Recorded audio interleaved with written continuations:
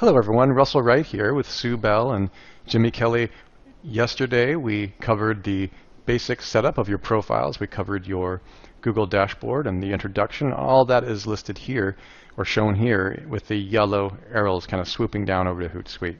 Just to give you an idea of what we've already gone over, and today we're going to get into more advanced layering techniques using the RSS system. We're also going to introduce you to some of our tools such as Social Explosion and the One-Feed Supercharger that have been developed for you to be able to more effectively implement these, and more easily actually, implement these methods. So Sue's going to run you through these methods. One thing I'd like to say about learning is don't think that you have to get it all correct or understand everything in the first run. We've been working on this stuff for years, and trust me when I say, after you do it a couple of times, it'll become very clear. Thank you so much, Sue. Looking forward to seeing these layers. Oh, thank you so much, Russell. So, we'll just dig right in. Yep, let's dig right in. All right, so I want to talk to you first of all about Social Explosion. And Social Explosion has two different components. So we're going to talk about one component up here. We're going to talk about a different component down here. And the power that you've got with Social Explosion in the first part is that it posts to Pinterest. It posts also to other platforms that Hootsuite posts to, but Hootsuite doesn't post to Pinterest. So this is just another option. If you've already got the plugin, then you can just do everything under one roof. And so let's just start with that. Let's come down here to Social Explosion. I'll just give you a quick tour. You come in here, you put in your username, you put in your access token, and then when you put in your access token and you save it, it'll tell you how many credits you've got, that your subscription's active. If you don't have a subscription, you can grab one over here. All right, so in this area, you can come down here into Twitter settings, and you can actually put in your personal Twitter account. So in this area up here, you can enable, and it will promote your blog, and it'll promote it to our Twitter army. But down here, you can actually just promote it to your own personal Twitter account if you want to. You can do the same thing with Pinterest and Digo and Delicious. You can put your accounts here. Whatever accounts you want, you can leave disabled the ones that you don't have. So in this instance, I've got my account enabled from my Twitter account, and I don't have the rest of them enabled. So this is going to take, every time I post a post to my blog, it's going to automatically, to this blog right here, it's going to automatically post to my Theme Zoom Sue account, Twitter account. Gotcha. Okay, so the cool thing that you can do next is we've got a plugin called One-Feed Supercharger. And what the One-Feed Supercharger does is it allows you to do all kinds of crazy manipulations to create more feeds. One of my biggest frustrations that I've had is the fact that I can only create one feed on my blog. And I've resorted to using things like Yahoo Pipes, which is a fantastic tool, but it can be a little bit complicated to learn. So I was looking for something that was like just really simple that I could manage on my blog. And I wanted also to be able to, let me just add a new feed here so I can show you some of the features. I also wanted to be able to have feeds that had one feed that has a summary and one feed that has full content, so that I can do different things with my feeds, which we'll get into probably in a completely different video. Okay. So in this case, I'm going to, I want to grab these feeds here. I want to grab Delicious, Pinterest, and Digo. Twitter doesn't have a feed, so we're going to ignore Twitter here. And I also want to show you how you can grab your G+ feed and your YouTube feed and make one feed out of all of those things. Okay? Wow, okay. So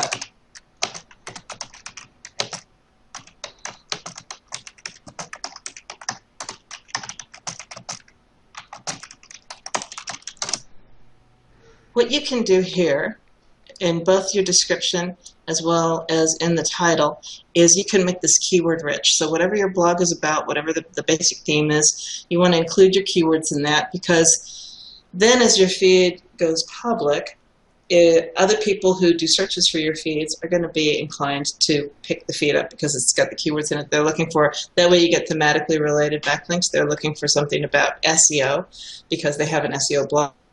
You've got a feed about SEO, everything matches, you get good feeds, or you get good links for your feeds. So here, in this case, As I said, Twitter doesn't have one, but we are going to go grab a YouTube feed, which is this one right here. And we're going to throw it in here. I want to put a 0 here because I don't actually want the posts from this feed in here. And let's just take, actually let's maybe take 5 out of my YouTube. And I want to add another feed.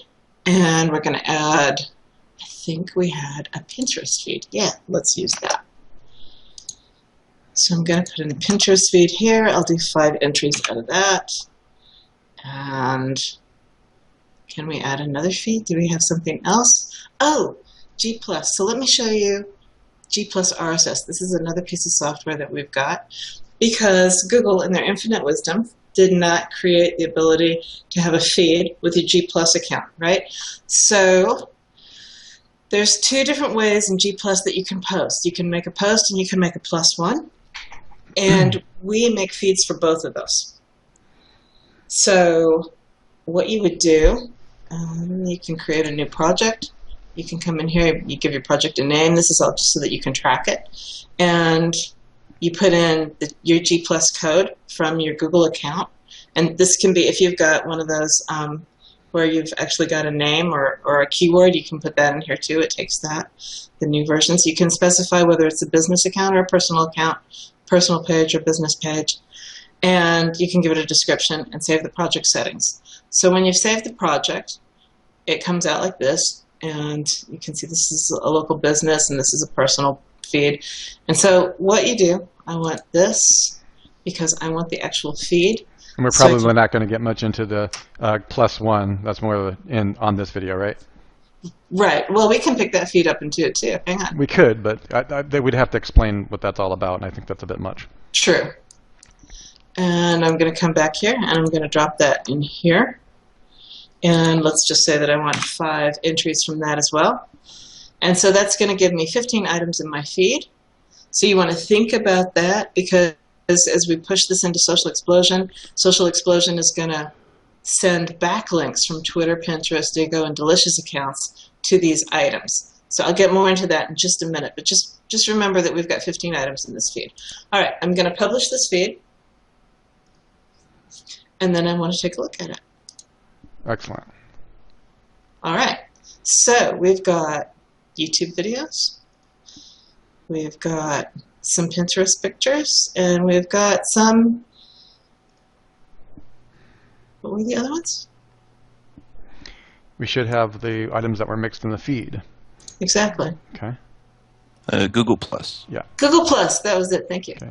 And so just explain so everybody understands why, because yesterday I was so much isolating the channels and keeping them a one-for-one relationship when I introduced everyone to the concept. Explain precisely why we mix feeds into a single feed, which is really what one feed concept is all about. Excellent question. So there's several reasons why we want to mix it into one feed. There's 2 things that you can do with one feed.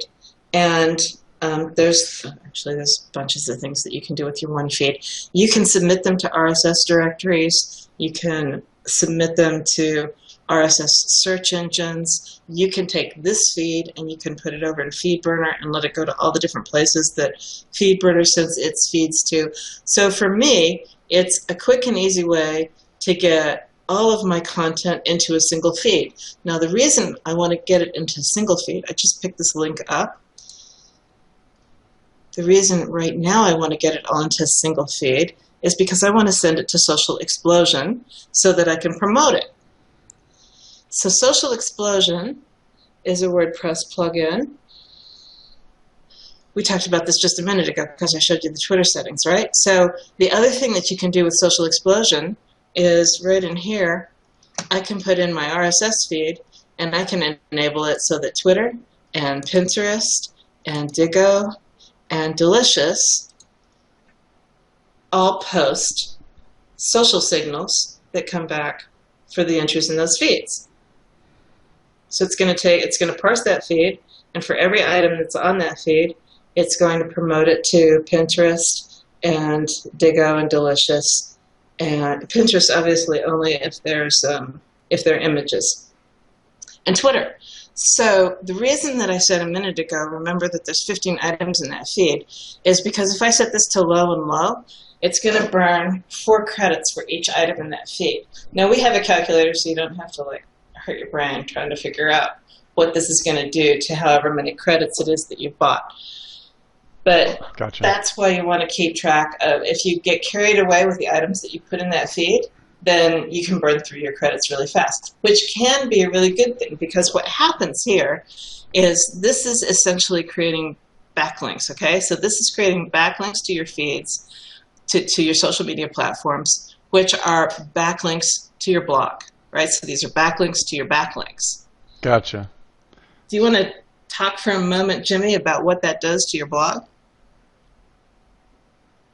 Well, this essentially creates like an automated domain authority stack. So, with the social signals, when they're coming in, and the other thing that Social Explosion does is, I don't know if you want to show your Twitter page again, but on those individual tweets, for instance, you're going to see a URL shortener, and we have all different types of URL shorteners that then point back to whatever it was. So it could be a post on a specific feed.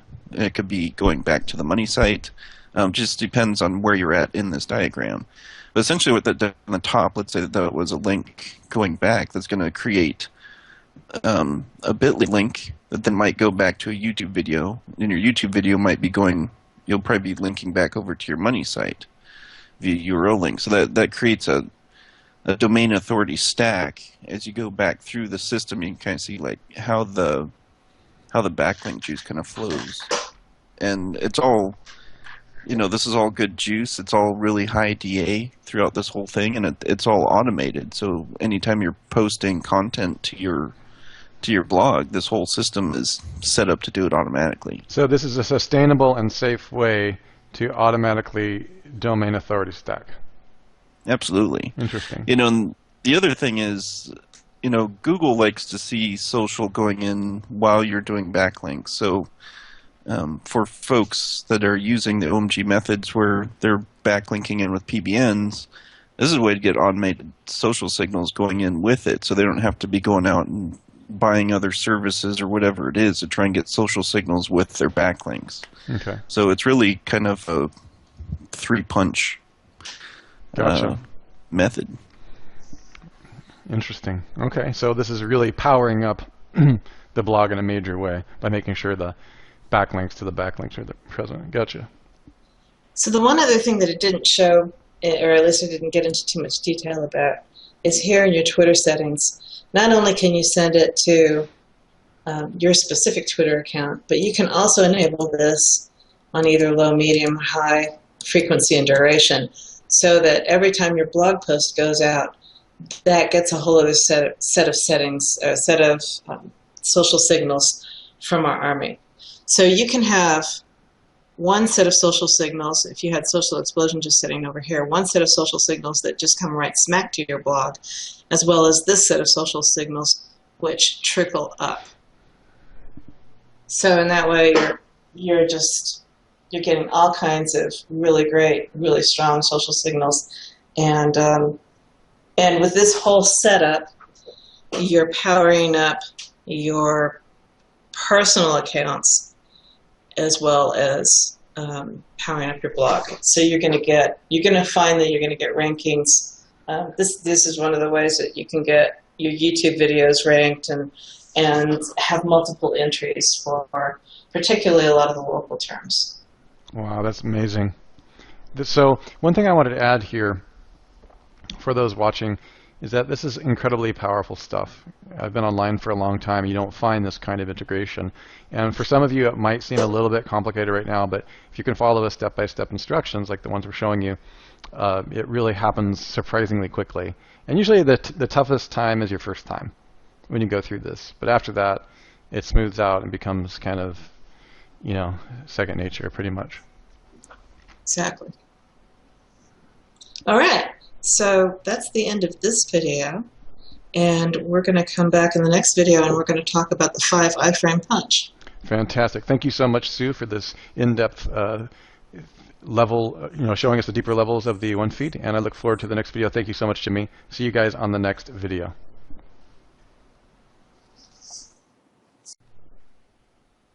Hello, hello, hello, everyone. Russell Wright, Network Empire. I'm here with Jimmy Kelly, Sue Bell. Now we're going to talk about the 5 iframe punch. And you might ask yourself, what the heck does the 5 iframe punch have to do with anything that we're going to show you or may have previously shown you? Just want you to know that it is a standalone system, but it also incorporates a lot of the same principles that you may have not already learned and you may already have learned depending upon which videos you've watched. But the 5 iframe punch really started out when we were exploring the SEO aspects of content curation. If you're not familiar with content curation, that's fine. Right now, I'm going to just show you the 5 iframe punch overview, and we are going to provide you with something similar to this. I don't know if it'll be the precise one, but it'll probably be very similar. It's just a little PDF, and the 5 iframe punch is called the 5 iframe punch because it involves iframes. And I don't know if you're familiar with iframes, but depending upon what level of experience you have, a YouTube video is probably the safest and easiest way to describe what an iframe actually is. For instance, if you take a video, and for the purposes of our demonstration, we're actually going to take the 5 iframe punch multi-curation video traffic syndication video that I've actually never syndicated and use that as an example. So in your YouTube account, to give an example of what an iframe is, you go to the embed mode. I hope you can see the embed function. Okay, and you can embed any YouTube video as long as it has permission to be embedded. And it uses a function called an iframe. You can tell it's got an iframe function because the code, this is like the programming code, it's got the word iframe in front of it. Okay, well that's kind of interesting, isn't it? Because you can take that embed code and embed it right into a blog. And as soon as you do that for your first time, some of you I know, of course, have probably already done that, but as soon as you do it for the first time, you can actually do different sizes. You have done your first iframe. And I think that's a really great way for people to explore iframes for the first time. You can watch your sizes, you can customize the size of a YouTube video. So of course you have to have a YouTube video.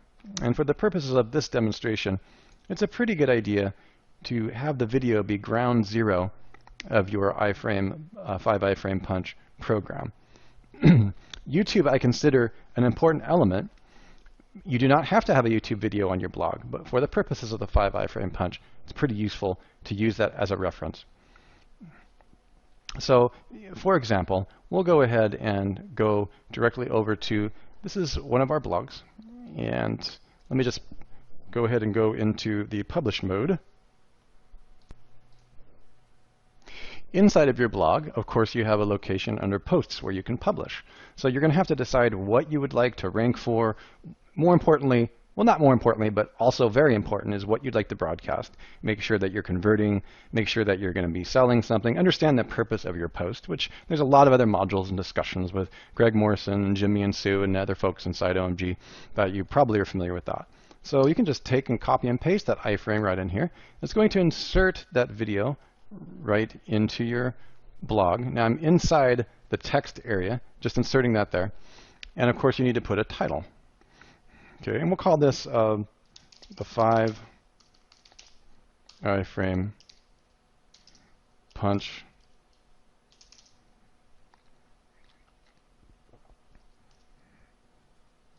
as domain authority building, something like that. So I would probably come up with a theme or a topic for the blog post, which I'm really not giving much attention to right now because I just want to make sure you understand the principles. Okay, I'll go ahead and save that as a draft. So what I'm probably going to want to do is put some content in there. I'm not going to waste a lot of your time on that content. I might even come back and add some additional. But probably for now, I'll just take some of the content from the actual training area because I'm going to show you how quickly you can actually curate content. The main thing is always know what the purpose of your article is and what you're actually trying to accomplish. Okay, I'm actually going to do something kind of interesting here. I'm going to take the whole contents of the course because I haven't got time. I can't be bothered with creating any content because I'm trying to demonstrate that for you. I'm going to stick it right in here as content just because I need something to put in there. Okay, and then I can just say something like here's the content of the 5 iframe punch training course, and you guys are getting all this stuff right now, so you're not going to need to take this course. Obviously, we're doing it now. But the 5 iframe punch training course, here's the content of the 5A for members only. And I have kind of some instant content there because this is all in a protected members area. Way too many links, but I'll come back and correct that later. Just want to give you guys an idea of what content would be. Okay, and in here, there's all kinds of correct content policy for SEO that you guys have probably already learned. I want you to adhere to those. It's beyond the scope of what I'm trying to show you now, but this will all be properly SEO'd content. I need to put some paragraphs here, not only links. In fact, just for the moment, I'm going to break all those links until I can come back and properly edit them. Otherwise, Jimmy, who is listening, will probably kill me. Way too many links on there. Okay. So you'll put whatever content you're going to put in here, come up with a nice paragraph, and these will all be pretty important, for what's going on. So this is actually going to be under Russell Wright Speaks. I've got my own content. I'm not going to have this be a members update. We'll have it be more obscure. So I'm going to put it under a particular category that we have our organization set up to adhere to. Okay, and so also I want to make sure that you pay special attention to all the other blog items. Everything you've already learned about blogging should be filled out. If for some reason I miss the proper SEO functions, please know that's because I want you to understand the iframe method. I'm not going to get into the minutia of everything that we're doing with SEO tagging and all that, but I probably would put things in here like that is in the article.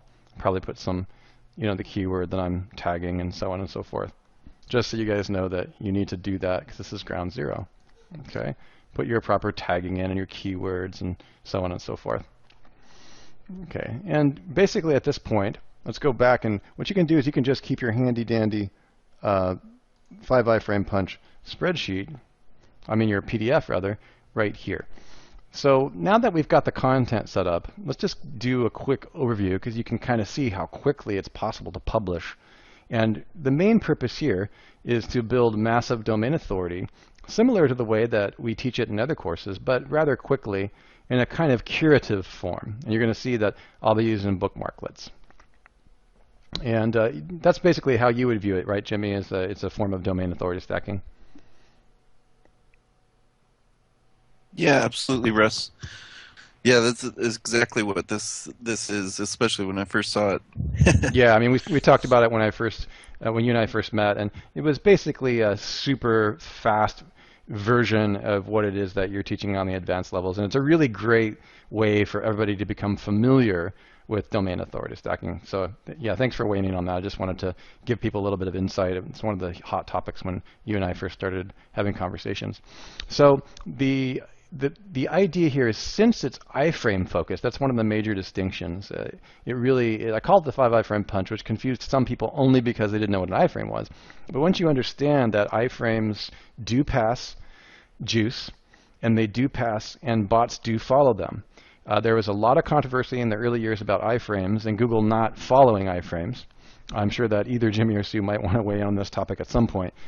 We can assure you that they do in most cases. Now, like anything else, there's special situations where that is not the case, but they adhere to all the other rules that Jimmy and Sue are showing you with various other courses. Okay, so the main thing here is that I want your YouTube video to pass juice back to the blog, and we want the blog to also be syndicated. So this is really about multimedia distribution across all these platforms. So another thing I'd like to add is that you don't need to limit it to the iframe, but for the first times that you do this, the first time's always the hardest. The first processes of doing this, go ahead and make sure that you're following this particular method, and you can always add your own platforms later on as you learn more and more of Jimmy and Sue's methods. You'll see that there's all kinds of things that can be stacked. Once you understand the principle of the thing, that's what makes the Network Empire team, the OMG team, so much different than many of the training courses out there, is that we're very interested in you understanding the principle, and then you can riff. It's like learning music.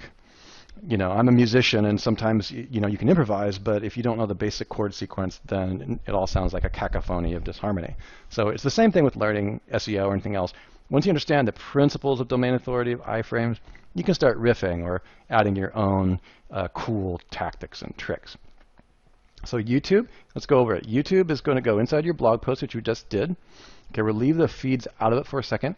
Hopefully you've already learned about feeds. If not, you're going to be on those videos soon. So just keep it in the back of your mind that, holy smokes, feeds are available to all these things that you're iframe punching as well. Okay, so you're going to take that blog article and you're going to run it into Quora, and you're going to put the video right in your little Quora article.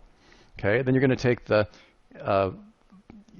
same article on YouTube, and we're actually you're going to write a little bit of a different headline for all these, and you're going to change the content up quite a bit. Now, since I want to get through this today, I'm not going to be changing the content as much as I should each time. Okay, but we'll talk about it when that happens. Okay, here's a step called the blog. Now, we would have already added this to your blog, and frame 4 is something that we don't do that much anymore, but when we get to this point, we're going to talk about that so that we can use it as a lesson. And there's times when you can do that and times when you may not want to do that, so we'll get into that. One of the things that I do here in frame 4 now is take an audio version, if I can, of the video that I've done, and so that I have the power coming from SoundCloud.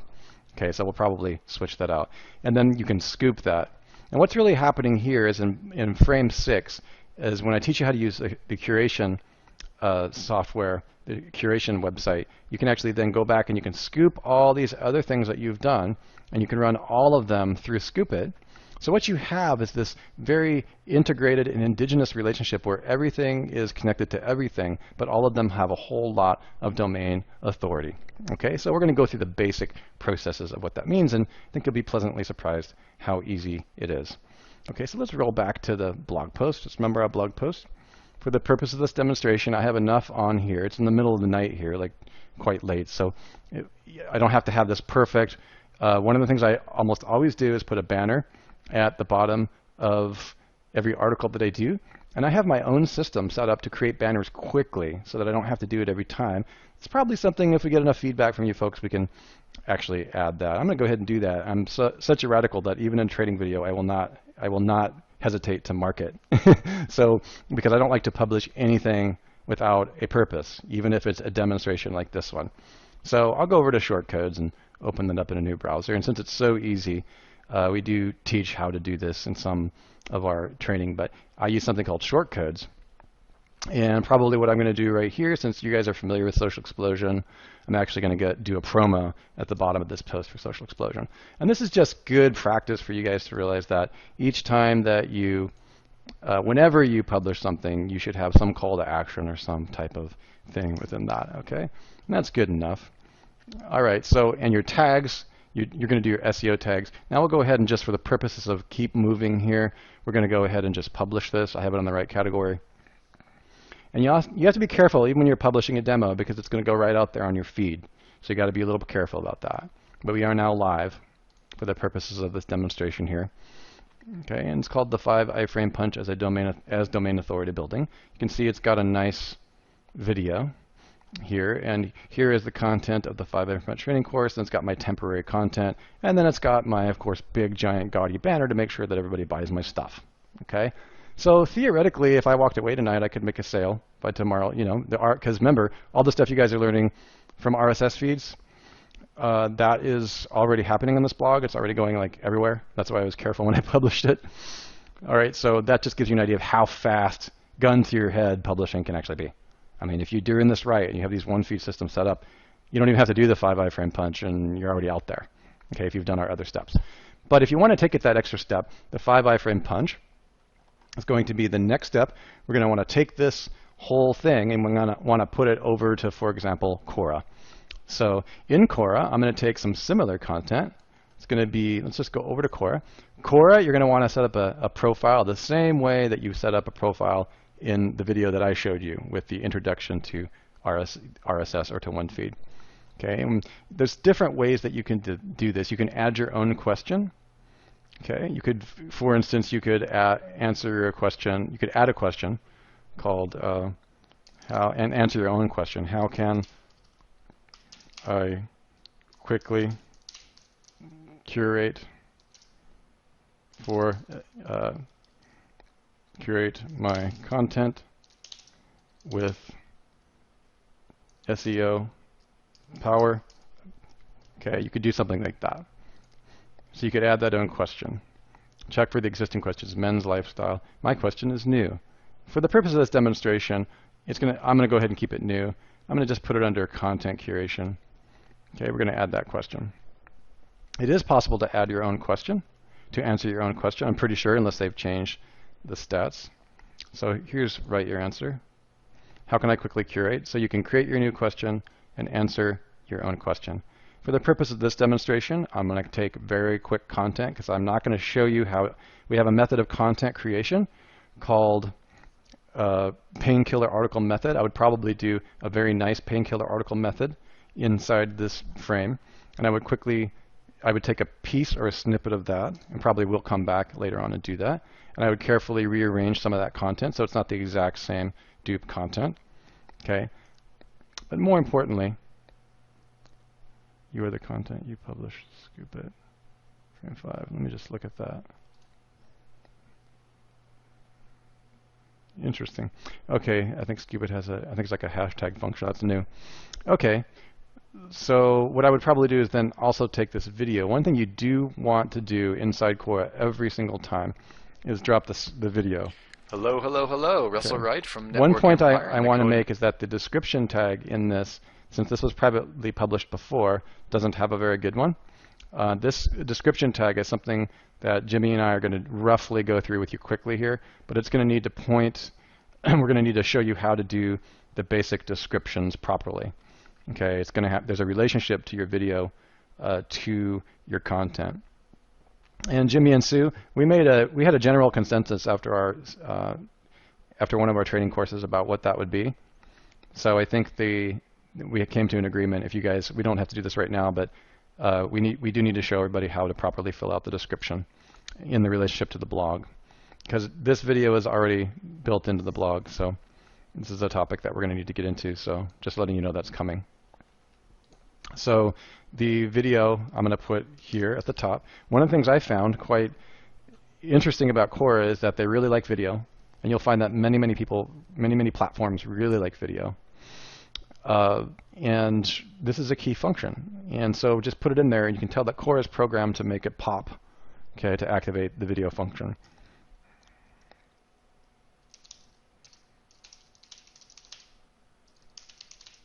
I'm going to say something like, here's one of the ways that we quickly curate content without losing any SEO power. Okay, and then probably what I would do, I'm not really sure what this is. This is kind of a new function. I'm going to go ahead and get rid of that. It's like a hashtag from Guillaume's Scoop It. He must have hashtagged it. So, because the creator of Scoop It is pretty active on Quora.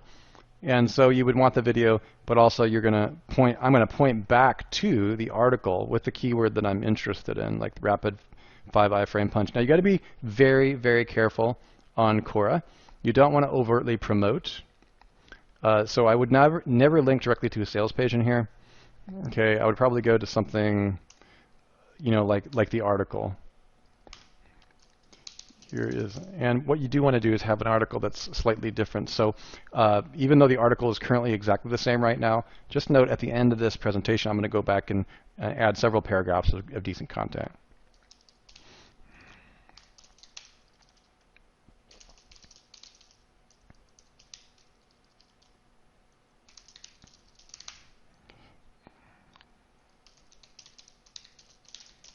And domain.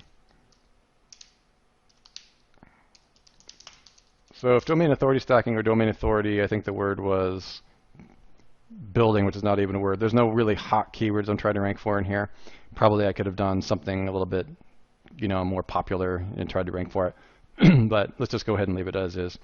Whatever your keyword is that you're targeting ranking, if you're doing ranking for, if you're doing local stuff, that's going to be fine. Okay, because you'll be surprised how much power there is in this method. So I'm going to go ahead and drive them back to this particular link. And we'll just put that right in there. Iframe stacking and domain. I'm going to target domain authority stacking. I'll probably just keep it like that. Okay, and then you can actually add a link each time. Somebody have a comment?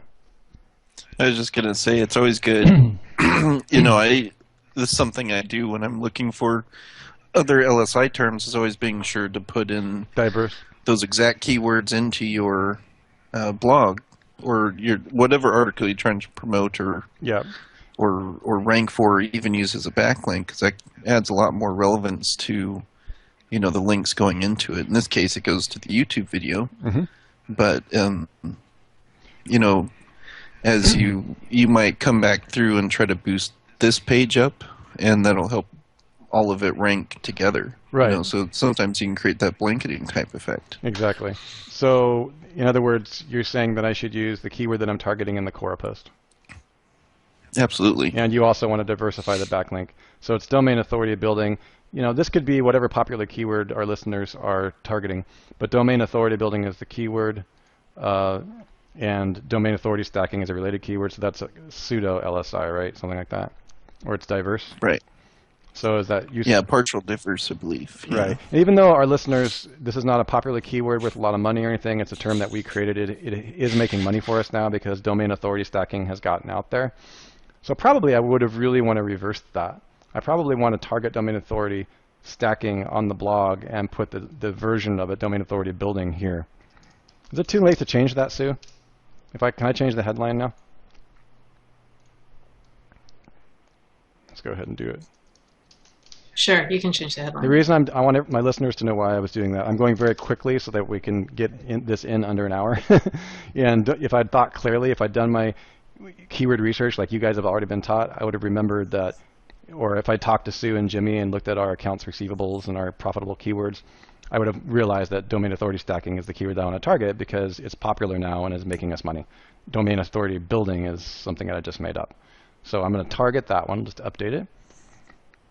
By the way, that will not update it on the feeds that already went out. So make sure that you get it right the absolute first time, you guys. So it will update it on your RSS feed in the blog, but if you already syndicated out there, it's going to be the keyword that you didn't want. Which, it's fine because we're publishing many blog posts a week. So, but I just want you guys to be aware of that. So we'll go ahead and go back here. We'll put domain authority building. Okay, it's just kind of a diversification of that same term. Sure, it could have been fine to leave it either way. Go ahead and put that in there. That's a lesson on how to remember what keyword you're targeting. Okay, and then at that point, we'll just go. You used to be able to put links in. They might have removed that ability. Insert an image. Yeah, it's interesting. I think they removed that function for advanced users. Another thing to remember is these platforms are changing so quickly, you guys, that at a certain point, you need to be aware of that.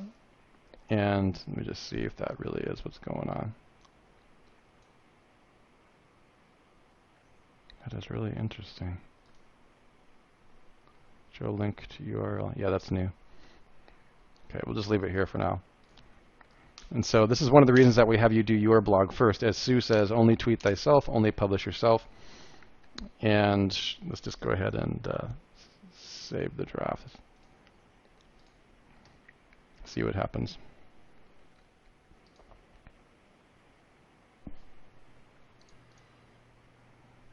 Okay, and so now we are published, and this is live. And it looks like they may have changed the linking function that only allows to drop links in. I don't know what the deal here is, but we'll keep you updated on that. But you do have a link back to the article.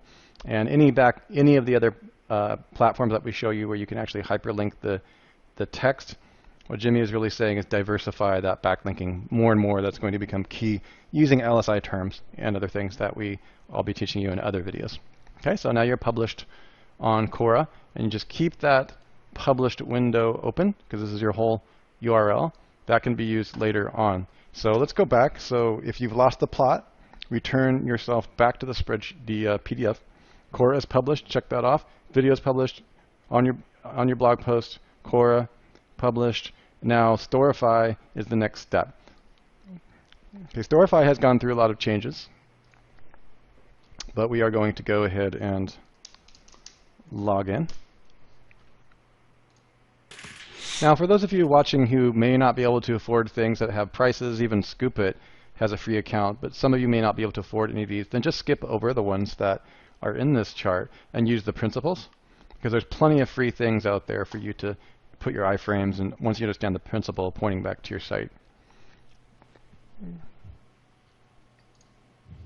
So you can see I've logged into my account, and I'm not going to give you the nuances of Storify. I can only tell you that it's become an extremely powerful platform.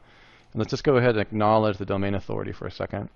Domain authority is now 91. It was 75 when I started using it 2 years ago or less. And my page authority is pretty high, just simply because I've used it for so long.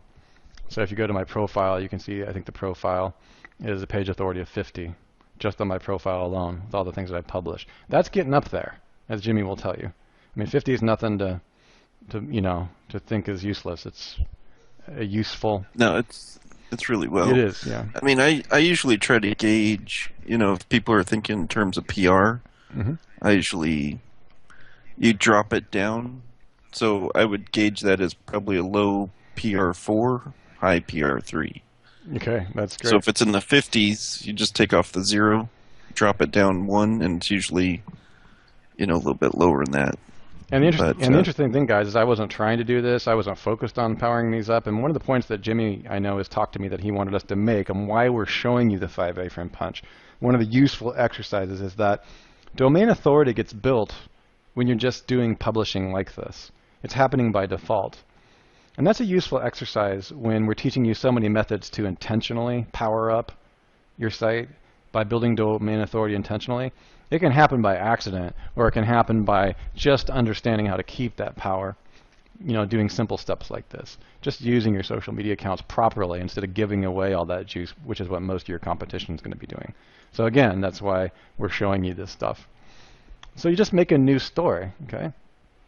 And I'm going to show a super fast way to create a new story, because I don't have time to show you every little detail of Storify. First thing they ask you is create a public story.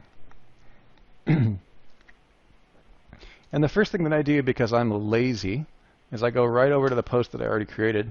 You don't have to reinvent the wheel in order to stack these things, you guys. So the main thing I want you to understand is you don't have to reinvent the wheel. You can just take the headline, okay, and you can even just swap it around. Domain authority stacking and 5 iframe punching. Okay, if it's just for SEO, I don't really care what the headline is. But 5 iframe, you could do the 5, and could do it's a little long punch method, something like that. Question mark. Okay, and we teach that in our article method that a question mark alone can increase conversion by 2%. Isn't that amazing? But we're not teaching persuasion here, so let's stop here. Okay, so create your first story, blah, blah, blah. It's going to want to enter a description, and I just repurpose all the content that I've already used, and I try to diversify something like this. I don't want it to be too promotional, but since this is a paid account, I can do whatever I want. Like on Quora, when I showed you don't do anything promotional, well, you'll be gone.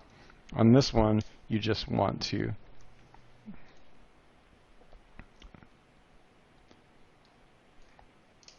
okay, so we're not focused on content creating, we're focused only on the stacking process. Okay, so that's going to look like this. Let's go ahead and enter some text here. And I'm going to keep this going as quickly as I can. We're not going to even do a fraction of what the story should be. Go away, Mozbar. Okay, so what you can do with this, I could actually do header size if I want. You want to try to SEO this really well. Okay, so I can take the 5 A-frame punch video that we were looking at, and that 5 A-frame punch video I think was this one. That's the same one. Okay, good. I've got it out twice. I'm going to take that video, and what's cool about Scoop It is you'll get really good at using Storify as you start using it a few times, is you can actually put your videos right in. There's a YouTube video. I don't think you need to do that. Yeah, there it is. So it'll pull it out, and you can just drag it. And you can start curating all of your content on this thing. What's really crazy is that this story is actually going to be pulled into our next platform, which is Scoop It. Okay, now you're going to want to put some content in here. Make sure the content is not exactly the same. Do as I say, not as I do on this run, okay? Because I'm not going to be spinning the content for you during the demonstration or changing it. And I don't want you to get caught up in the spinning. Jimmy, do you have a recommendation of how unique the content should be? Because I'm not good at teaching that method. You know, anytime that I'm doing backlinks that might be going directly to a money site, I just make sure it's unique and readable. Okay. I mean, there's no reason in taking chances that somewhere down the line you're going to get some of these pages de-indexed, then could possibly result in a penalty down the road. Gotcha. So okay. Anything I set up on tier 1, I'm just going to do the best original content that I can, and also, making sure it's engageable. Yep. If you can get your content engaging for your audience, that can help send traffic back that might result in sales. Absolutely. So, and there's a couple of different things you can do. Like there's some outlines that I have that are pretty much standard. Like there's a way that we do this every time. This is pretty much it. You want a video here. You got the headline already. Okay, and then you just put some of your content here.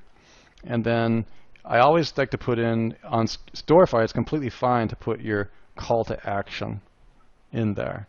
Okay, and in this case, there's not really a sales page for this particular function. So if I wanted to, I could put in what I'm going to do in this case for the demonstration. I'm just going to put in, we have a location. Actually, I'm just going to leave that out for now so that I'm not promoting any of our stuff on this video. It just don't really need to be doing that. I think on the last one I put in, social explosion is what we did. Social explosion is really not appropriate to put in here. What I usually do is when I'm telling a story, I put the precise course that I'm speaking about. Since I'm showing you guys that course, and right now I don't need to be talking about other locations, so I'll go ahead and just click publish that. Because we actually don't have a sales page to that course. That's one of the values. I'm kind of glad that we don't really teach this openly. It's part of the Network Empire members area, but you guys are getting a sweetened version of that, so it's pretty cool. You guys already have that. So that's published now, and we're kind of live, and you can look at that at any time. Okay, it should be published. You can view it, and here's what it looks like when it's viewed.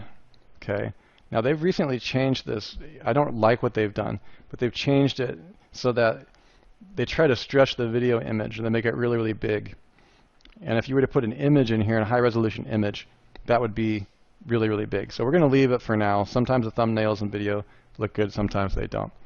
But the bottom line is the better the content on here, the more traffic it gets. Okay, and you can see you can also pull components in. So you don't have to limit it to these components, but the main thing you absolutely want to have is video. Okay, so what you've done there is you've just completed, I very, very quickly showed you how to complete a Storify story. Okay, and I've shown you at the bare minimum you want to include a basic article or story. A lot of people using Storify will drag in tweets and Twitters and a few different things just to kind of make it a story. And that's one of the reasons for Storify's success is so many people and journalists use it to just, coagulate social media updates all around.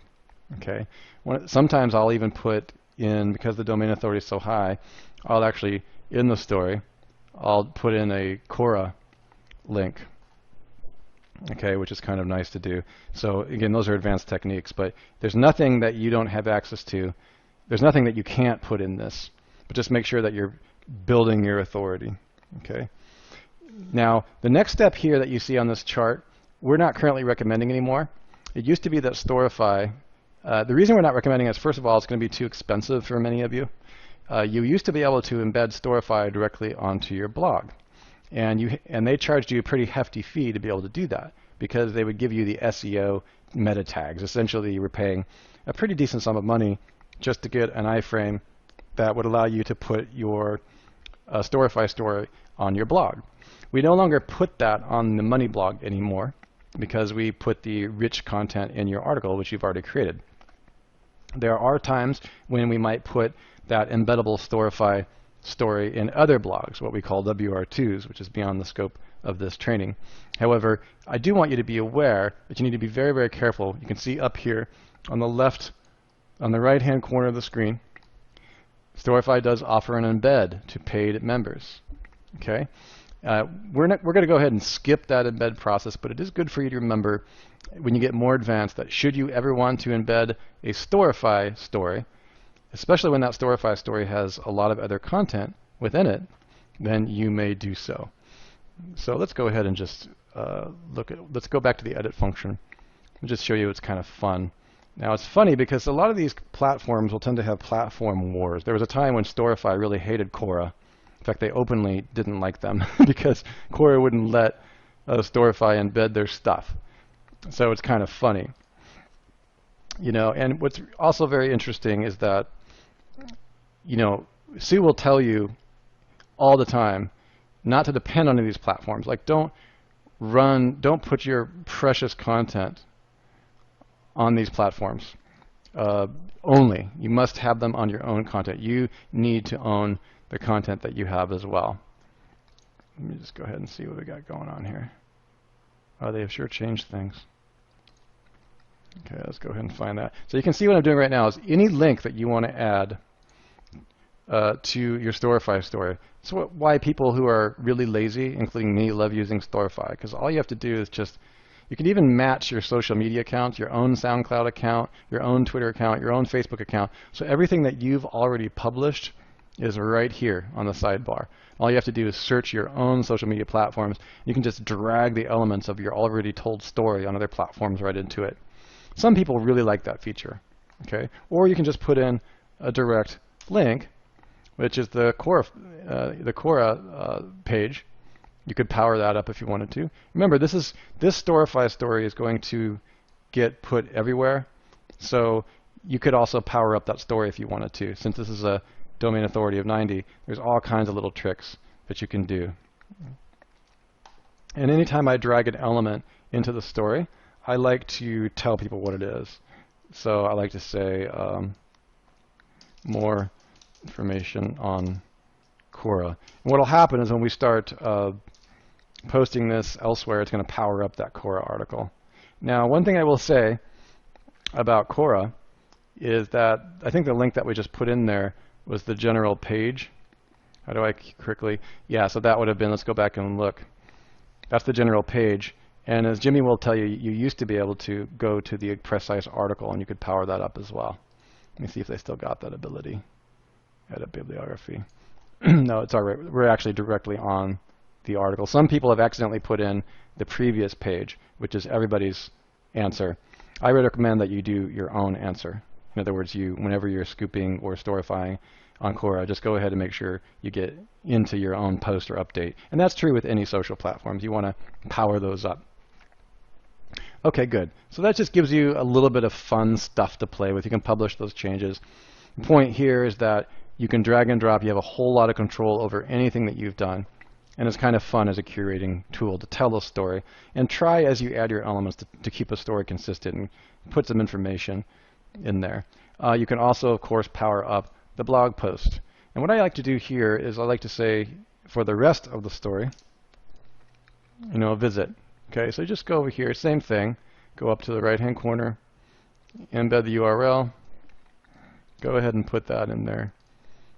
And that's going to give you actually a direct link from a do follow link from a Storify domain authority. Looks like we are having a hard time with that one though. Doesn't like that. Okay. Let's go ahead and do a refresh when that happens. So Storify is actually written in a framework called Twitter Framework, which I used to like, and as time marches on, I'm less clear about that. Let's go ahead and just click enter. I forgot to click enter. Hey, it's 2 in the morning, you guys gotta cut me some slack. So here you go, here's the actual article directly back to our site. Now, Jimmy, since I'm pairing that up, where would you recommend that I put that in this article, like up at the top somewhere under the video? Yeah. I mean, You definitely want it below the video. You know, anytime you're putting a page of content up, Okay. you never want to do like an image right below your H1. Right. Okay. Cool. And So Storify. I think how you have it is perfect. Yeah, Storify has the image thing messed up so bad that you just got to let them screw it up and hope that the domain authority 90 makes up for it. But generally speaking, I'm just going to go ahead and see. So you can get creative with this, guys. Don't only have to follow my method for the rest of the domain authority stacking story visit. So you could do something like that. And you could even push that down towards the bottom. Now that's a little bit weird, but you know, we're going fast here. This is a rapid prototyping. I'll do a bold or whatever, just leave it like that. Okay, here's the outline for the basic training. So you still have the link back to the site. And you might want to rearrange the order and don't get too overly. One thing I will say is when you're doing the stuff that I'm doing, curation and the rest, you will find that I do my best to follow the SEO standards.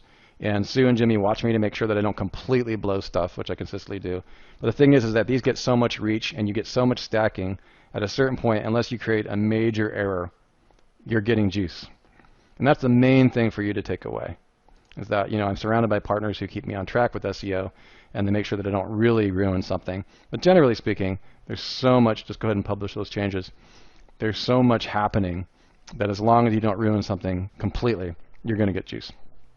And you get better and better at going through, you know, getting your keywords and all these types of things. The main thing I want to emphasize, what I bring to the table for you guys, is don't be paralyzed waiting for perfection. Screw something up, and Jimmy and Sue or Greg or anybody else who's your mentor will point it out to you, hopefully. Just be out there with it and just get the juice up there, and you'll see that this domain authority stacking starts happening. Okay, so that's actually publishing. So let's go ahead and look at where we're going to go. We're going to go ahead and skip frame 4 for now, because we don't want to use that on your WR1 money sites anymore. Those are other techniques. We'll skip 4, and so we're going to skip the 4th punch for now. I'm going to put something in there instead, but we'll show you what that is. And then scoop it. In fact, I'm going to show you how to do it with the scoop it. We're going to use the scoop it as the unique thing. Okay. We're going to, for the 4th frame, we're actually going to scoop the Quora article, which is actually not in here. So we're actually going to add that on here for the 4th frame. So what we mean by that is we're going to introduce you to a platform that's actually created by a friend of mine, and it is a very, very powerful platform. So let me give you a brief introduction to Scoop It. You can see at the top of my bar here that Scoop It is a bookmarklet. I love the Scoop It bookmarklet because on a whim I can publish anything that I ever create within the 5A frame punch system. And because we've stacked so much juice pretty much naturally to these platforms, let me go ahead and show you what I've got. Here's one of my accounts. These are the curated topics. When you're a paid user, you can have up to 12 magazines. The one that we're going to be publishing today is Advanced SEO Website Silo Architecture Content Creation. So these, what we call magazines, are independently themed, and themed is important, and we get more and more into teaching you guys themes. Independently themed topics. Okay, the first thing you're going to bring to your attention is that the domain authority is going to be pretty high on this. It used to be checkable by the Mozbar. Be interesting to see if Guillaume has changed something to make that. There it is. Domain authority of 90 for Scoop It. He's gone way up. And this has a page authority of 47, which has actually dropped quite a bit. But it gets decent amount of traffic. And you can see they actually got, we were kind of laughing because we got the silver ribbon for SEO content, which just means a lot of people really shared these items. And it was totally something that we're not intending on doing. We were just actually using this as a hub to stack authority. So that gives you a little bit of an idea. What I want to bring to your attention is that inside this themed content, you can see that I actually have this Storify. Do you see how I have a Storify story inside of a Scoop It theme? Okay. That's what I'm really wanting to point out. This is what we mean by serious iframe stacking, the 5 iframe punch. You've got, let's really, actually, let me just stop for a second. Let's roll this down. You can tell that this left area is one of my older Storify stories. You can also see that it's got a video right in it. How many frames is that? Let's actually get right into what an iframe punch actually means. You've got you've got the big frame, which is Scoop It. You've got Storify, that's another frame. Okay. And then you've got YouTube as the third frame, or ground zero, as I like to call it. And also you've got your own blog. If I did my stuff right in this Storify post, also the blog is in here. Okay, so you're powering up. So you've got a frame within a frame, and all that juice is getting passed. Okay, that's why we call it the 5-frame punch. If there's anything that's more obvious, I think that's probably the most obvious way to describe in the real world what we're actually trying to diagram right here. A lot of people have their light bulb moment when they see that. Can you scoop anything into a high domain authority Scoop It magazine? Yes. We recommend that this is the point where you start to remain topically related. So you'll hear Sue talk a lot about thematic relationships. Okay, we're not getting heavily into it here, but thematic relationships are super important, you guys. Anybody who tells you that website silo architecture doesn't work doesn't understand how theming affects how domain authority and theming go hand in hand for rankings. And these are really important things for you to understand. So when you do create your magazines, think very carefully about your theme. Website style architecture was the keyword that I was targeting with this theme. Content curation, I kind of threw in the kitchen sink there, but SEO is also in there. So you can see that this magazine is probably fine for SEO, okay, for the article that we're publishing. What's also great about Scoop It is that since Scoop It is kind of the last step along the journey of 5-frame punching, then you can just go along your tabs and scoop up each one. So what did we open first? The first thing we created was the actual article. Okay, so go ahead and just click your Scoop It bookmarklet that I showed you at the top here. Again, just to make sure you guys can see it. You can get the Scoop It bookmarklet really easily. Just go into your Scoop It account when you get it and drag it up into your toolbar. Okay, you can see the last what it does when you click that Scoop It toolbar. It brings up the Scoop It customized bookmarklet and asks you which magazine would you like to, which themed magazine, which should have been done right, would you like to scoop this particular content into in order to, well, basically embed your content into a high domain authority curation magazine. And you should add a unique insight. Okay, and that means that create some unique content here. And don't do what I'm about to do.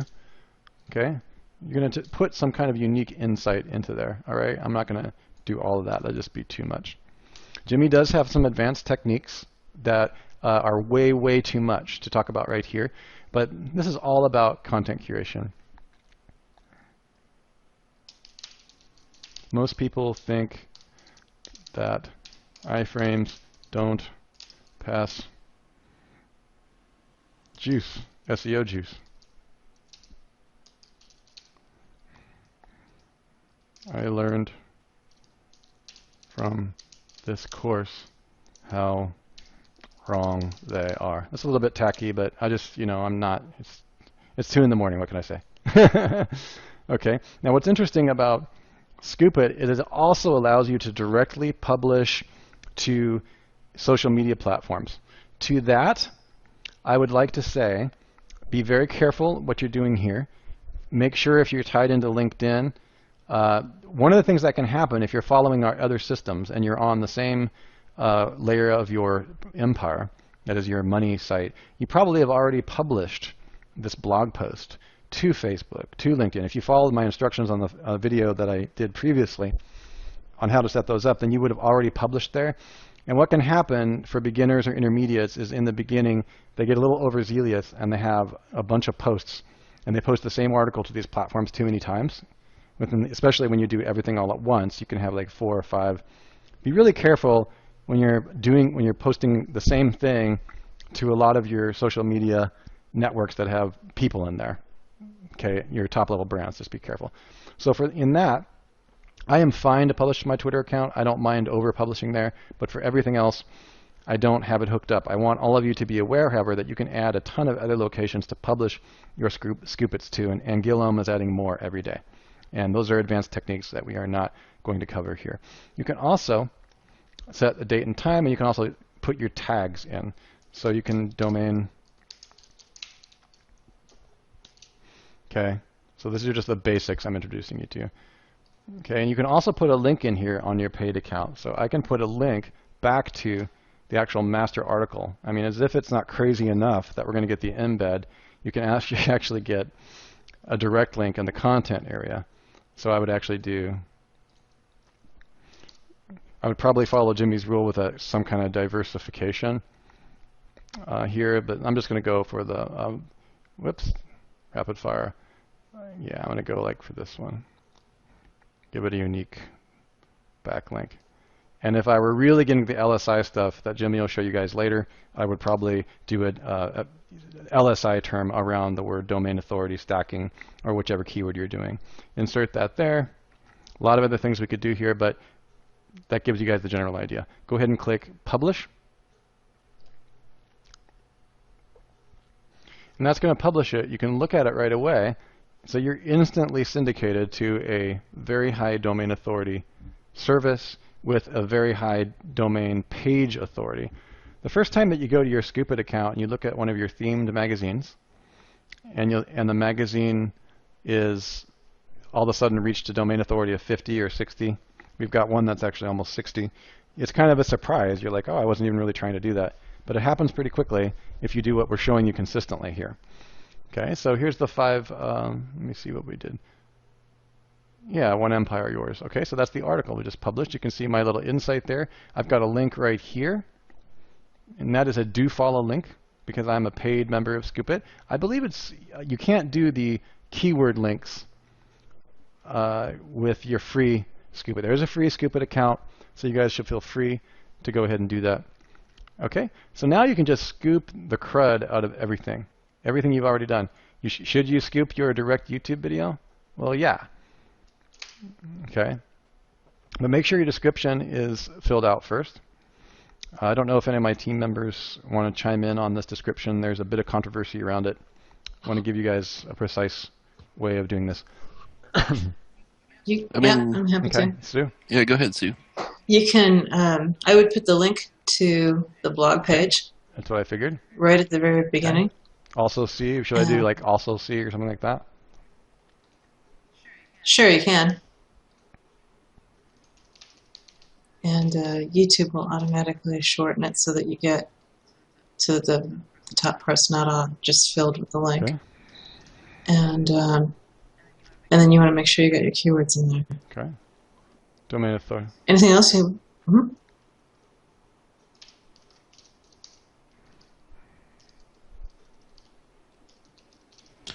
I also recommend at least linking out to all your major social platforms. That's an advanced technique. You weren't supposed to show them that. Oops. Okay, that's okay. Let's reveal that secret here. One of the things that Jimmy really likes to do, in fact, I've got an entire file that I just keep permanently on my desktop because if I were to try to drudge it up every time, it's a real pain. I could actually try to drudge that up right now. Let me just pause and look for that.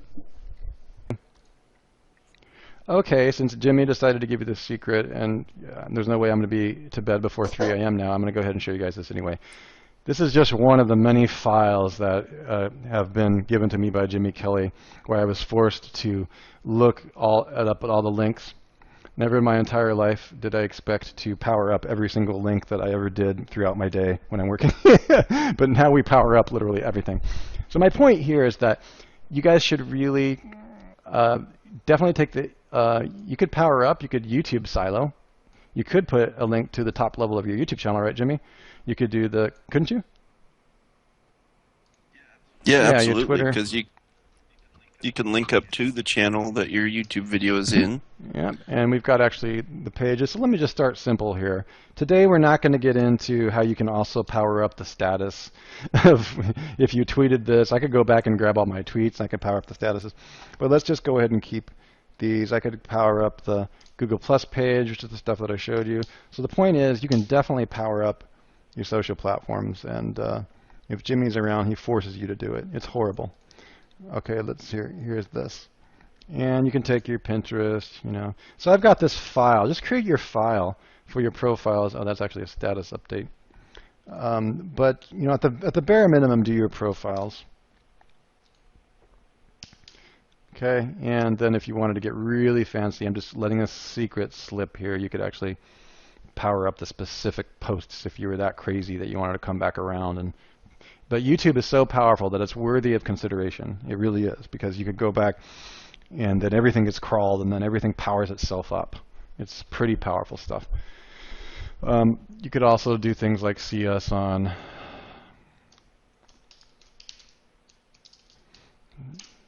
okay, that seems a little bit more. And I would say that Jimmy has been recommending more and more that we have a little extra content. There is thin content issues for YouTube from what I've heard, but I think we got enough content on here for now. Probably want to have like maybe a little bit more, but that's okay. We'll keep moving here. Make sure you're public. Go ahead and click Save Change and add any other profiles on there. Remember those profiles that I showed you on the other video? If you haven't seen it yet, go back. The same profiles that you have on your Google Plus page or your About Us would be pretty useful. Okay, did I save that properly? Yeah, that's saved. Okay, let's go ahead and look at it. And you can really scoop this now. Now you can just go and click that same scoop it bucket. Everything is the same. Okay, you can do the same. You can add your insight, and by this time I usually have just a pat insight that I post right in there. So I use similar insight every time.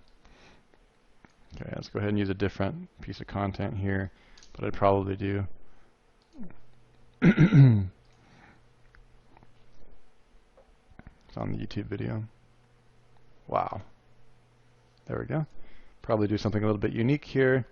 Same thing, you can put your link back to the, I guess I should power up the video on this one, right, Jimmy? Yeah.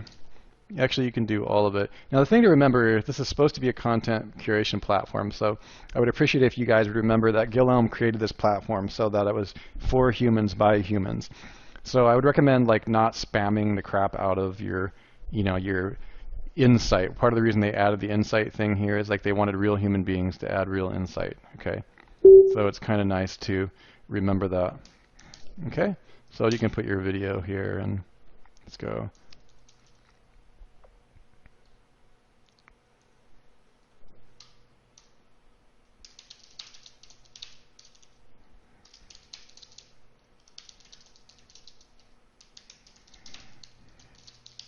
Okay.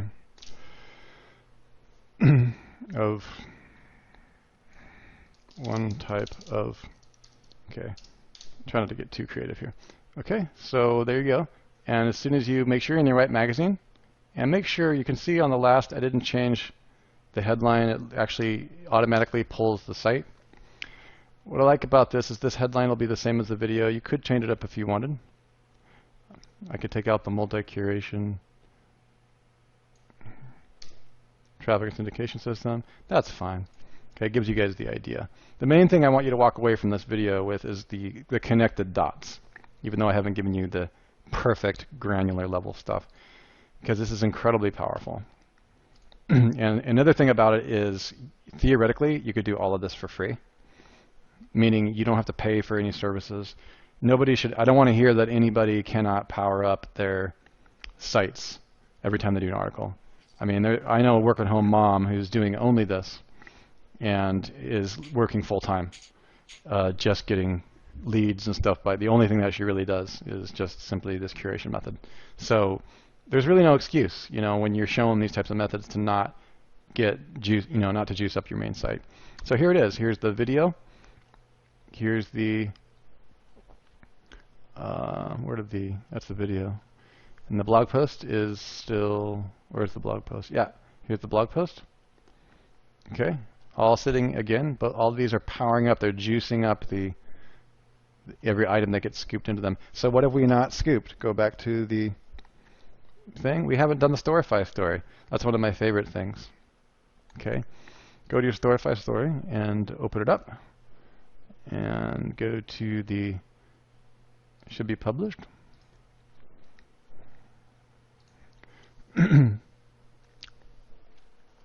Okay, good. Let's just go ahead and click the view and publicize. This is going to be your link right here. Let me see if you still need that. Okay, last time I checked, it was still not a problem to scoop this. And then you've got the same exact method that I showed you. You're going to scoop this Storify story.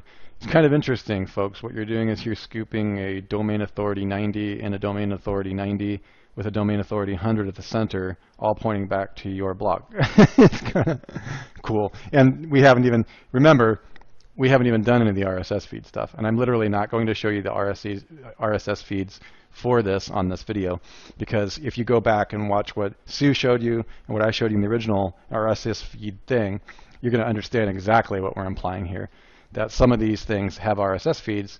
So the cool thing is if you're already doing the RSS feed stuff that we've shown you on your blog, then you're already doing all this. So you already have super hardcore RSS feed power in addition to the 5 iframe punch method. So really the 5 iframe punch method could be in addition to the other things that you have seen. So here we go. We've got the Storify story. They're wanting us to add our insight. So go ahead and grab some kind of blah, blah, blah. I would probably put some real written, nice insight content out of courtesy for Guillaume, rather than just pure spam. Put that in here. Okay. Quick video overview. Okay, and that's fine. And you could do a couple things. You could power up I could power up the Storify story. Since I got the paid version, I can power up whatever I want. I guess I can kind of let the secret out of the bag is when Jimmy and I were doing this, Jimmy just told me to put all my links. The same thing goes here, like all those social media files. I'm skipping over some of that, mostly because of time constraints, but all those social media platforms that we put on the YouTube video, we can totally put on here as well. Remember those? Yeah, we went super crazy on the... In one of our trainings, we were like, yeah, Jimmy's like, yeah, put the entire thing. Must have been like a 50,000 iframe punch. I could just see Guillaume's face when he saw one of our posts. He'd be like, okay, wow. 40 links in the insight area. But I think just for good measure, as long as you actually put some content and your paid member, doesn't really matter. So if you're doing SEO, you've got it. So this is a method I didn't show you in the last two, but there's nothing stopping you from putting your social media. And in the case of these larger posts, if you're going to do it this way, those posts should be this precise status update. So I would have gone and grabbed the Twitter update, okay, and the Google Plus update related to this particular item, okay? Now, if that's not clear, ignore it. Just put your social profiles. Keep it nice and clean.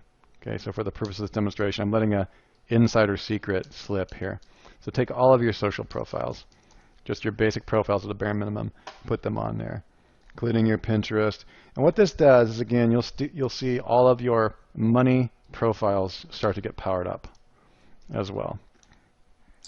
I would have to add too, Russ, we got that testimonial the other day that this individual, all he did was a simple one feed system that we went over. He also did one DAS stack, and he used 3 Fiverr gigs. And he went from 53 all the way to #1 for the keyword he was trying to rank for, just by doing these methods. And he's not even doing any iframe punching or anything like that. Yeah, he didn't even get to this part, so it's powerful. Yeah, I mean, this is like overkill, but we just wanted to make sure that if you guys really wanted to blow things up, that you could. You can do whatever you want here. This is kind of taking a bit long, but yeah, you guys get the idea. Point here is that this little box is I can't get rid of those stupid dots. Oh, here's why. Duh. This little area passes juice, and you're going to want to use that juice. That's my main thing. Okay, not very neat, but that's all right. You get the idea.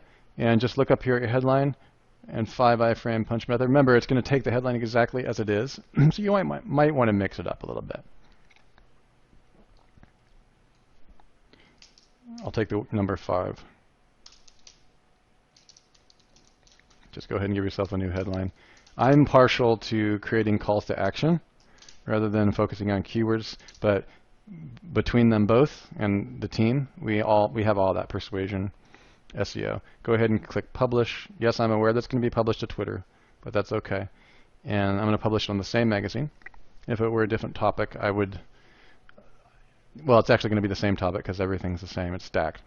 So then you're going to see the Storify story unfold in its little Java opener. Now you've got the entire, like I showed you early, again, you've got the domain authority stacking the 5 iframe punch method. You've got this weird nesting effect that happens, and you've got your video. And we're going to close here because we are right at the hour, and this is one heck of a process, but we just gave you the equivalent of a full day course in, like, I don't know, what, 59 minutes? And we even give you the tips that we only give at our live certification events, which is how to use the social media stuff, pointing all back to these. And we also showed you how to properly use social media profiles on your YouTube video. Those are all advanced techniques which you guys can definitely easily apply to get more juice. So again, what have we done? The 5 iframe punch. Okay, let's think about what we've actually done here. We've got in Scoop It, that's 1 frame. Storify. Of course, you got the video embedded directly and even open to the public there. But then right below it, remember, we've got the article back to the main site, and your main site also has the video nested into it. And then with YouTube, this YouTube video has all of the proper tagging and the description if you were to go deeper into it. And then, of course, the Scoop It Insights area also has all the profiles. Guys, gals, this is ridiculous. Let's try to track this a little bit more. We've got a domain authority of 90 with Scoop It, with a page authority of 50. For Storify, we've got a domain authority of 90, and there's no page authority on this one yet, but there will be because we're stacking it. Okay, for the YouTube video, you got a domain authority of 100, and depending upon the page authority of that video, which I didn't look at, we can go back and look at it. Okay, you've got serious stacking, and because you're following Jimmy and Sue's instructions, and because you're following some of the basic curation methods that lead back to Rome, not away from Rome, as Sue likes to say, only tweet yourself, and later Jimmy and Sue have been saying, only point your domain authority back to yourself. Remember, when Sue says only tweet thyself, she was doing it because she knows that the flow of power, literally, domain authority, needs to go back in your direction. And that's the one secret that content curators and marketers and anybody who doesn't really understand profoundly the way that power flows on the web, they're not going to tell you that, especially not the social media platforms. The social media platforms want nothing more than for you to waste your juice, literally, and publish everybody else's content and not drive any strategy or any content towards your own ground zero domain. We've just shown you, as far as I know, one of the more powerful methods to do that, on top of the fact that many of these, including Storify, have an RSS feed. I'm going to give you guys a homework assignment. Your homework assignment is to take all these ideas that we looked at, okay, these 5 iframe punch, understand it. Now, when you go to bed tonight, imagine that you've just done all that and that you've taken the RSS feeds and put them into the one feed supercharger as well. Okay, in the video that Sue has shown you. If you have not yet looked at that, Sue and Jimmy have shown you how to use the one feed supercharger. There's no end to the madness at that point because you can even stack the stack that I just shown you via RSSs. Everything I just showed you, iframe within iframe within iframe within iframe, also can be stacked because YouTube has an RSS feed, Storify has an RSS, which we already showed you. Your blog has an RSS feed. Scoop It has an RSS feed. You can go and grab that. Okay, we're not going to put that in this video. Storify has an RSS feed. So all of those can be pushed and to power up your Scoop It page even more. All right. I think that's enough. We are at 1 hour and 5 minutes, and so we're slightly over, but this is definitely going to help all of you to power up your domain with a little extra work, manual, but it's above and beyond what any of your competition is going to be doing in terms of powering up your domain. Do you have anything to add to that, Sue and Jimmy? No, I think it's okay, everything. Excellent. I really enjoyed presenting this for you. I know it was incredibly fast. Remember, don't get wrapped around the axle. Don't be paralyzed. Publish. Okay, above all, publish. That's my little bit of a different twist on everything. You're going to make mistakes. You're going to do things wrong. If a hardcore SEO looks at your stuff, you know, when you're first working with it, it's not going to be perfect. But remember, everything is a promotional syndication. You want to get your stuff out there so you can drive traffic back to your site and close a sale, and keep practicing. If you don't get this article right, the errors that I made on this article, maybe there might be a SEO mistake here and there. When I come back, you know, after I turn off this video, I'm going to write some great content for this. That's not a problem, because you have another article going to go out the next day, right? So remember, frequency of publish, or FOP, is one of the key components of not only success in SEO as time moves on, but it's a key success in broadcasting, which is the future of the World Wide Web and the Internet. So thank you very much, and we look forward to seeing you on other videos. Thanks, guys. Hi everyone, this is Jimmy Kelly, and I am here with Russell Wright and Sue Bell. I have them on with me as backups, and also for translation, because sometimes I don't explain things exactly right. So getting right into this DAS, you've probably seen this come across occasionally in the Facebook group. We've seen a lot of posts and questions about it, and so just kind of want to get into what DAS is and the basics of why we use it and what it's used for, so you guys kind of understand when you use it and what you should use it for.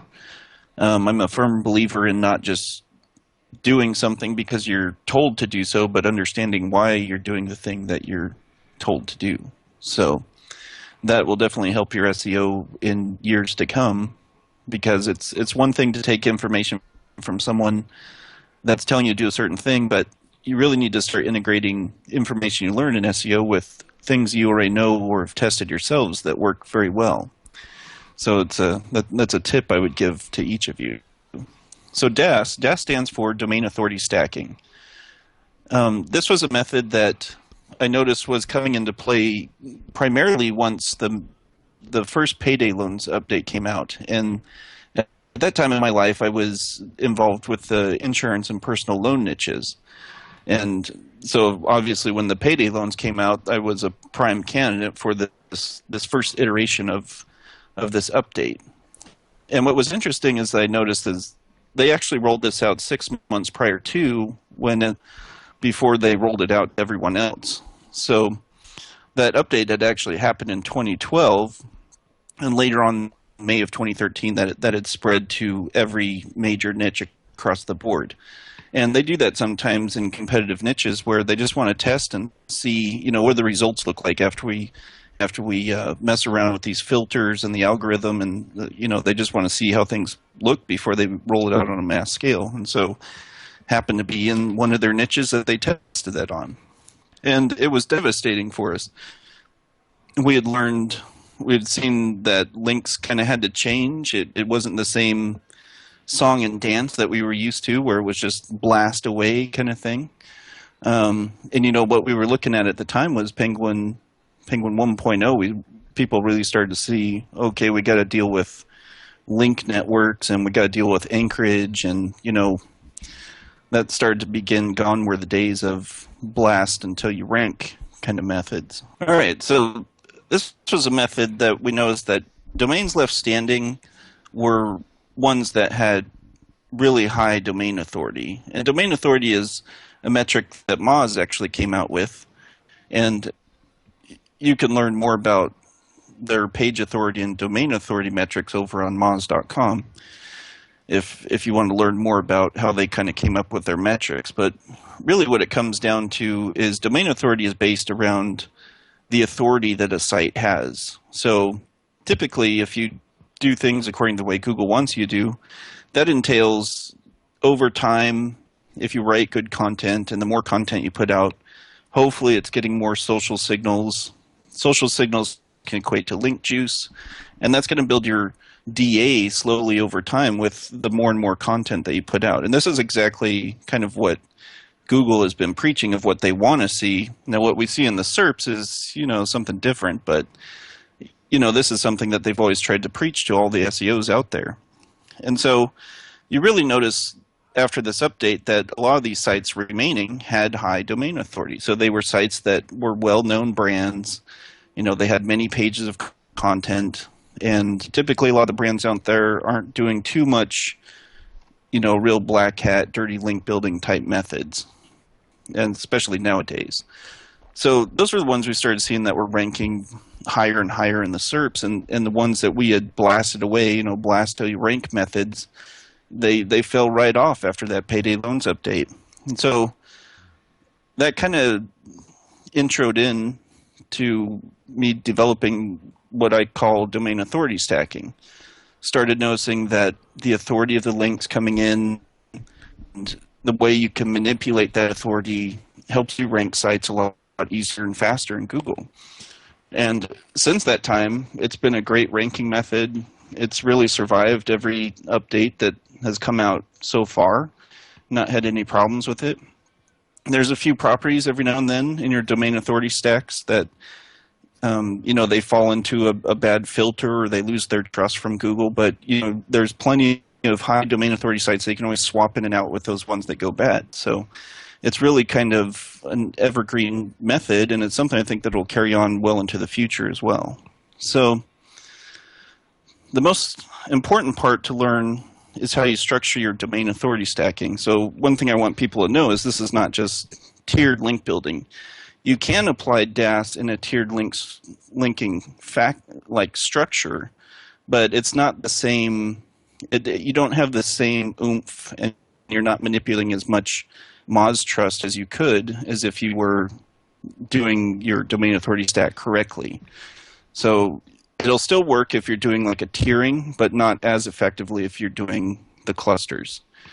So just wanted to put that out there so all of you know.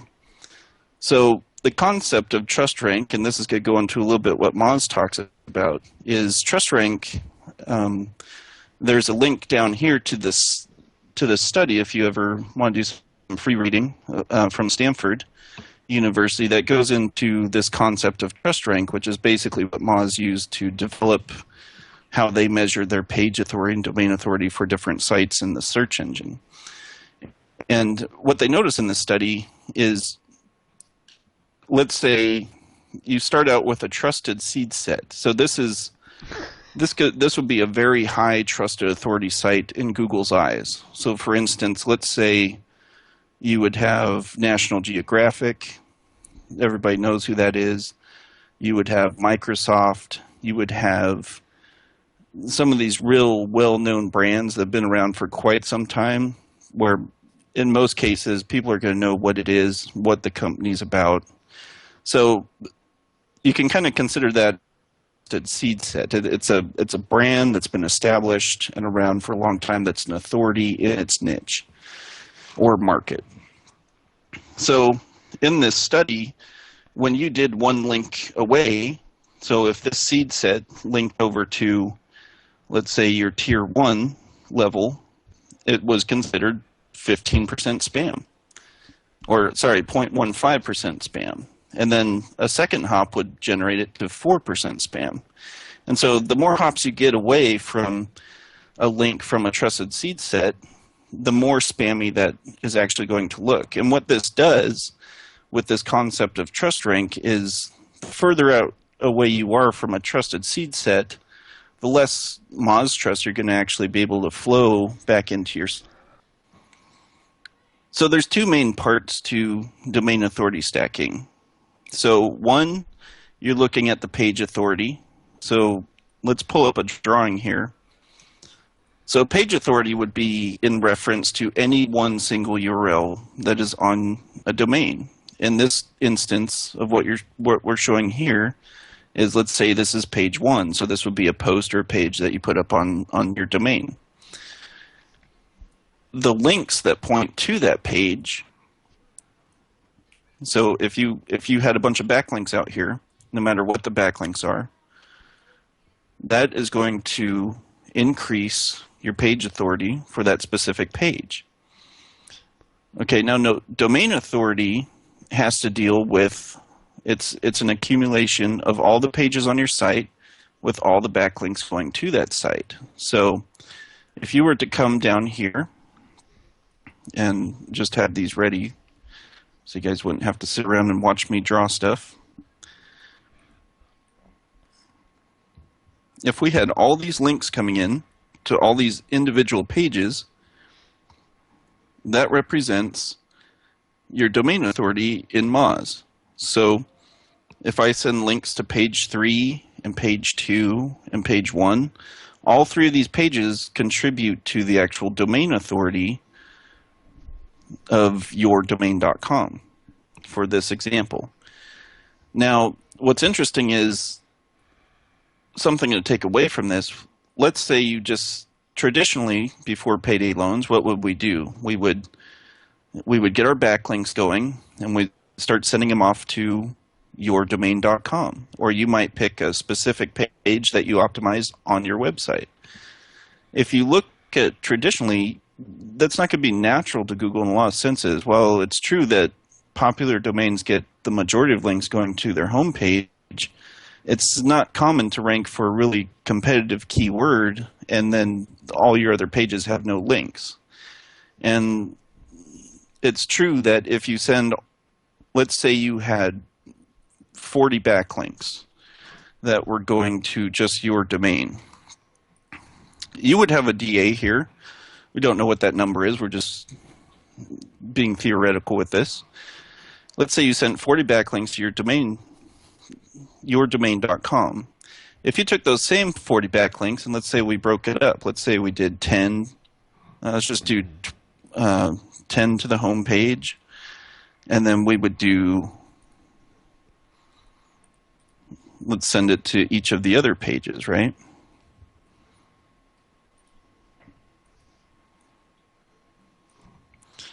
So 10 backlinks would go to page 3, 10 backlinks would go to page 2, and 10 backlinks would go to page 1. Your domain authority would be stronger than if you sent those same 40 links only to one page on your website.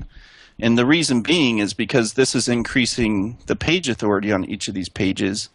It amplifies how much power and strength is on your total domain. So you can just look at it as like the accumulation of all the links going to all the pages on your site. So hopefully that makes some sense with the difference between PA and DA. Now there's a tool for those of you that are new and getting into this that you probably want to go download, and you might have seen me use this on some webbies here and there. And it's right up here. This is called the Moz Toolbar, and it's an add-on that you can get for either, I usually use it on Mozilla, but you can also get it for Chrome. You can find it here at this web address, moz.com/tools/SEO-toolbar. And right here you can just download these add-ons directly to your whichever browser you prefer using. Now by doing that, that's going to allow you to see metrics up here whenever you go to different websites. So I wanted you guys to be aware of that so you can kind of do quick analysis on the run as you're looking for either backlinks to get or competitors you're looking at. And it just makes it easier than having to go to Ahrefs or some of these other ones that are popular, or Majestic. So this is an example of one of the more popular properties that I would use in the domain authority stacking. So you can see that the DA of this site is 97. That is very high. It's the strongest you can get is 100. So now that you kind of get a grasp on why domain authority stacking is important and the factors it plays in the search engine and kind of how it's been developed, it's kind of time to get into the understanding of when you use what. Because sometimes trying to manipulate the trust is most beneficial, whereas sometimes you want to go more for a power play. And this is a very easy way to determine when you need to use what. So we have domain authority and we have the power that goes into the domain. So I like to consider page authority to be related to the power, and the domain authority is more about the trust. So when you look into the SERPs, when we go and we do a search for Nashville SEO, like what you can see here, I'll just zoom in a little bit so you guys can see a little better what's going on. So for Nashville SEO, we see that we have NashvilleSEO.org. The DA, or the authority right here, is a 36. Now, we have lots of other properties on this front page also that have a high domain authority. So this is 100, and this is a YouTube video. Obviously, they're going to be a trusted seed set because YouTube is owned by Google. Okay, so let's continue down to some of the other ones. We showed you this was the Facebook page earlier, another domain authority of 100.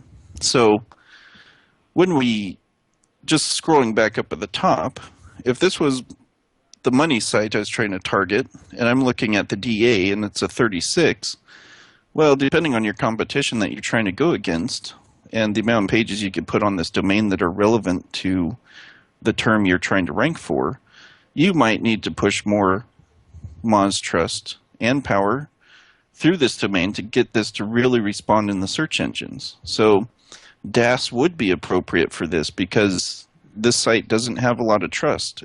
It's only got a 36 domain authority. Whereas if I was looking at YouTube, which already has a domain authority of 100, I'm not so much concerned about pushing the trust through to the domain. I'm looking more to try and push power to the domain because me pushing any more trust to YouTube is not going to benefit anything. So this is strictly a power play. So I'm just looking for whether you want to consider it high PR links or really high PA links or whatever the case is. That's going to give you a lot more lift for this type of property. Whereas if you're only doing like PR type links, you need to be aware that you do need the juice coming in, you do need the PR, you do need the PA, but you also need that trust factor kicking in as well because Google's not going to accept this if it's not seeing some kind of trust coming into the site as well.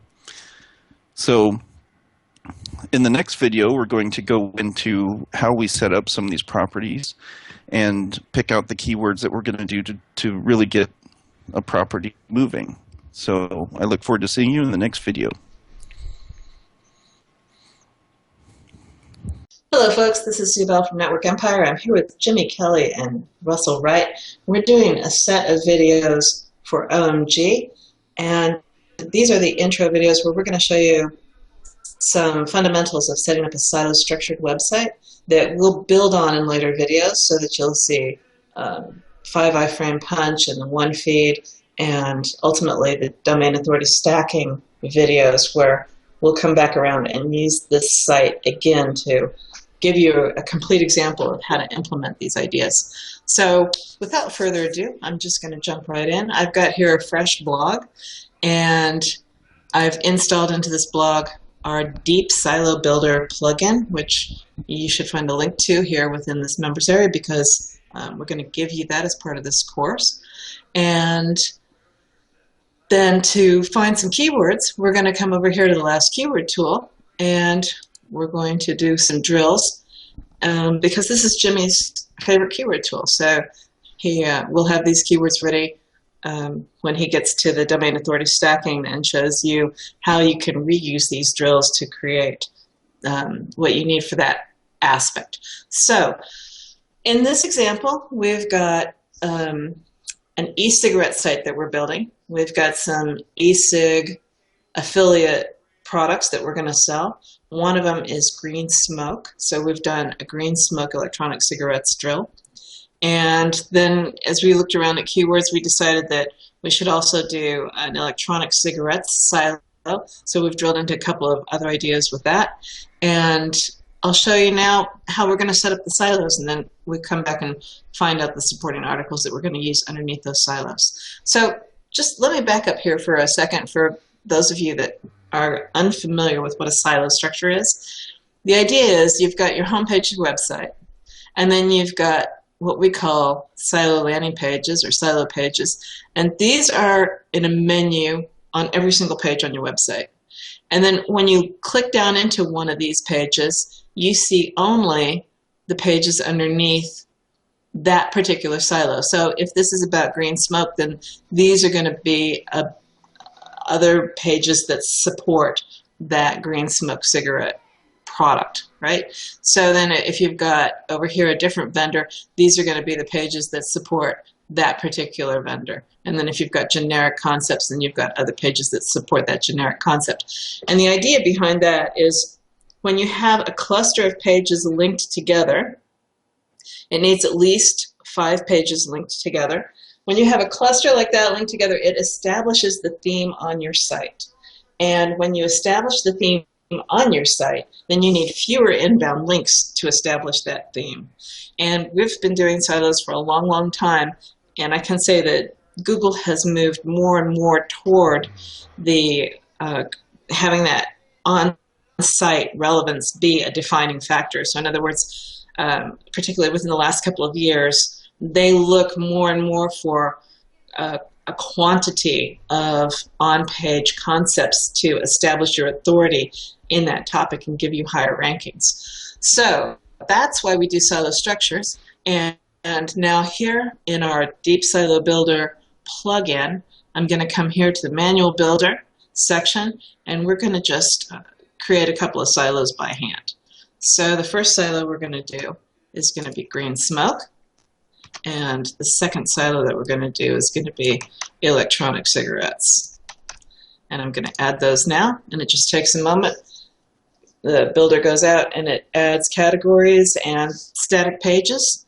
And now underneath this, we're going to add, we want some supporting keywords. So let's go to the last keyword tool, and let's take a look at green smoke cigarettes. And in this theme, we're going to take a look and see what kind of ideas would be good ones to have as supporting pages underneath the green smoke silo.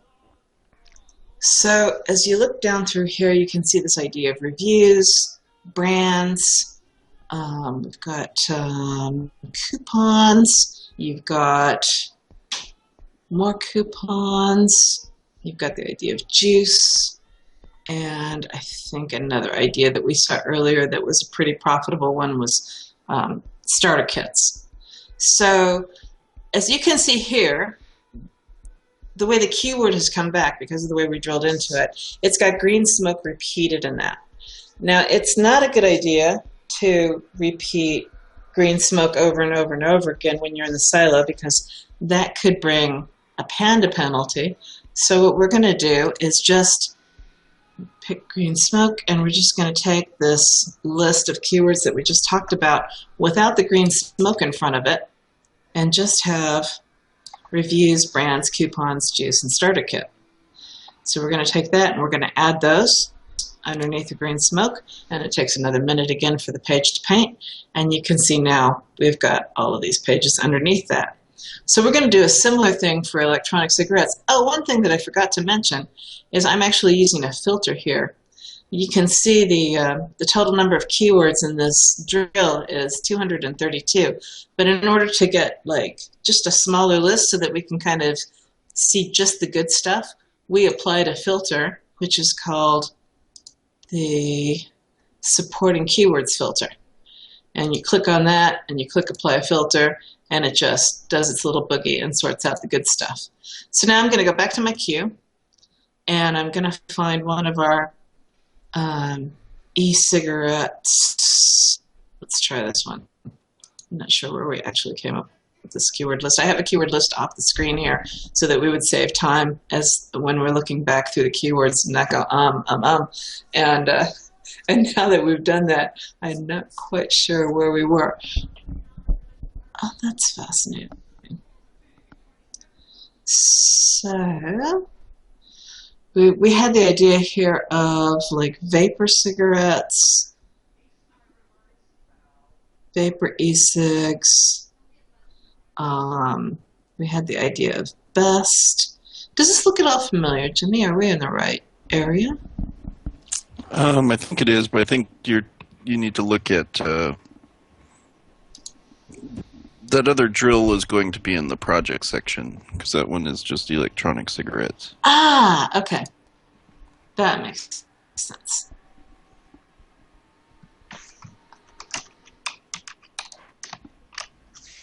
There we go. Something you drilled into earlier.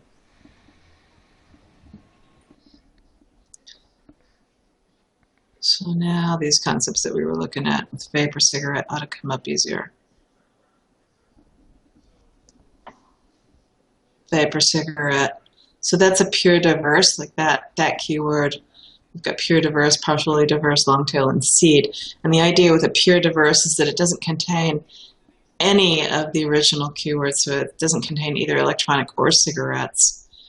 In vapor cigarette, it's got cigarette instead of cigarettes. So those are good keywords to look for because it mixes up, it gives you a lot of keyword diversity, which Google looks for, and it also keeps you out of panda filters. So we have vapor cigarettes. We were looking at this idea of best electronic cigarette. We've got smokeless was another idea that came along in here. So one of the things that I really want to point out is you get this list of keywords back, but you're not stuck taking these keywords verbatim the way that you see them, right? So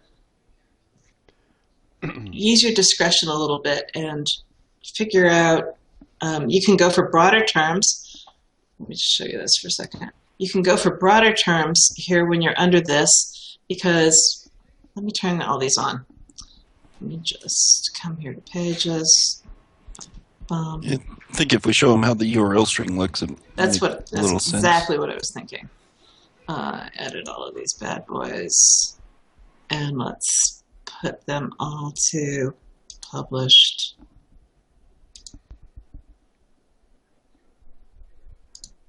And I might have to turn a menu on. Let me just see what this looks like.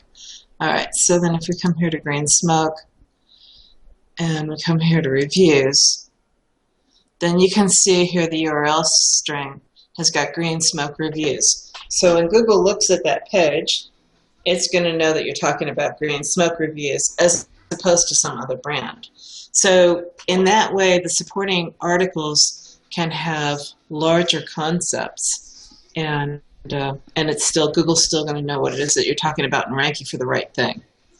So with that in mind, let's come back here to the silo builder and the manual silo builder, and we're going to pick electronic cigarettes this time. I'm going to set them all to publish so that I don't have that same, have to go back and do that same thing. And let me just drop these in here. So the keywords that we found for this, the last keyword that we found, are electronic cigarettes safe. That is actually in here. Are electronic cigarettes safe? And that's really kind of cool because that's like an entire question, right? Like that's a pain that's in the market, and so finding questions like that can be really great articles. They can be good blog posts too. That they'll tend to they do two things because it's a long term like that. Google really loves to see those kinds of things, and you'll get a lot of good queries off of it as well. So we'll come back here and we're just going to add all of these and let it publish, and it'll spin around. And so then as we come up here, we hit the refresh and we come into electronic cigarettes. Now you can see the keywords that we just added over here under electronic cigarettes. So the deep silo builder, all it does is it creates static pages. We find that static pages rank longer, easier than blog posts do. So we give you, in the deep one, we give you 2 levels of static pages. And then if you have posts, it goes underneath that bottom level of static pages. So in the deep silo builder, you get this level of static pages and you get this level of static pages. And then you can put in posts. If you want to have posts, you can put those in at this level. That's completely optional. And we find that that just makes for a site that ranks for a good long time, because blog posts have this habit of aging, and unless they've got constant traffic and inbound links, they tend to fall out of the rankings easier. Okay, so this is the end of what we're going to show you for the money site, and we'll come back in another video and show you how you can set up a silo structure in a PBN. Welcome back, folks. This is Sue Bell from Network Empire with my partners Jimmy Kelly and Russell Wright, and we're doing a video series for OMG. And in this video, I want to talk a little bit about how I approach keyword selection and what I'm thinking about when I'm looking at a keyword screen.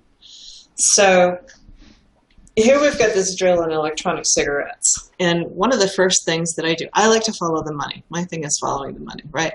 I'm not easily dissuaded by how competitive a keyword might be. So first and foremost, I look at the money, and then after the fact, I look at the competition, and I decide whether or not it's a keyword I want to go for. So the first thing I'm going to do is sort by cost per click, because this is an indication of how much people are willing to bid for a particular keyword. The more people are willing to bid for a keyword, typically, the better it converts. And so those are always keywords that I'm interested in. So we've got electronic cigarettes, cigarette facts, and I'm looking at a broad competition, a phrase competition of 50,000 keywords. So that's not a terribly broad term, and the searches are around 15 a day. That's not bad for a silo structure. And like, I'm just going to go through and take a look, because I don't know the market. I don't actually have an affiliate site for this. So if I look at V26, I'm pretty sure that's a brand. And when I look at the number of searches per day, that's pretty huge. That's also a reasonable cost per click. So I would probably, I mean, I can tell just from that it's an affiliate product. And so I would probably go and see if I can get an affiliate sign up for V2. You've got e-cig reviews, also reasonable cost per click. So when I'm looking at this, we start off here at 13, we drop down into the 5 to 10 category, and then here we drop down under the 5s, and then we're coming down into nothing, right? So my cutoff for this would probably be in the $3 to $5 range. I'm interested in everything above here.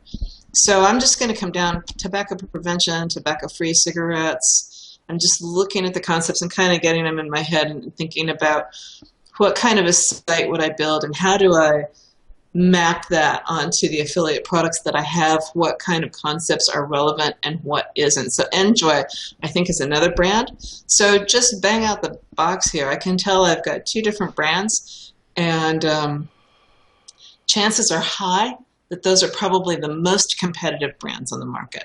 So either they offer really good returns, or there's just a lot of people selling those particular brands. So the question that gives me is, what are the other brands and why are people hitting these 2 the hardest? And so then I would go away, I'd look at my affiliate options, and I'd compare and see, do I want to go with what everybody else is doing? Do I want to go off the beaten path? Can I find a way to maybe position the off the beaten path ones so that they're better, or are these guys going to be the ones that are easy to position? All these kinds of concepts go through my head as I'm looking at this. So e-cig reviews, that's an easy way to, if I'm going to position one way or another, that's an easy way for me to think about doing something like that.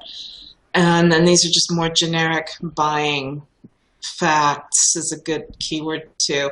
And then this concept of tobacco-free cigarettes went kind of along with smokeless cigarettes. So I could maybe fit those kinds of concepts into a silo and do something there. Health also figures into the concept, although health is super broad, and you could put that in, but it would be more of a supporting keyword and not a top-level keyword. Okay, so from this, I've come away with 2 possible brands that I want to do, and probably facts, reviews, like those kinds of concepts could go into one silo, and then smokeless and tobacco-free, those kinds of concepts into another silo. So I would go with, actually, let me just show you one more filter that we can put on here. This filter allows you, I'm sorry, not a filter, I want a column. I've got a column here that's called ORV, Organic Rank Value.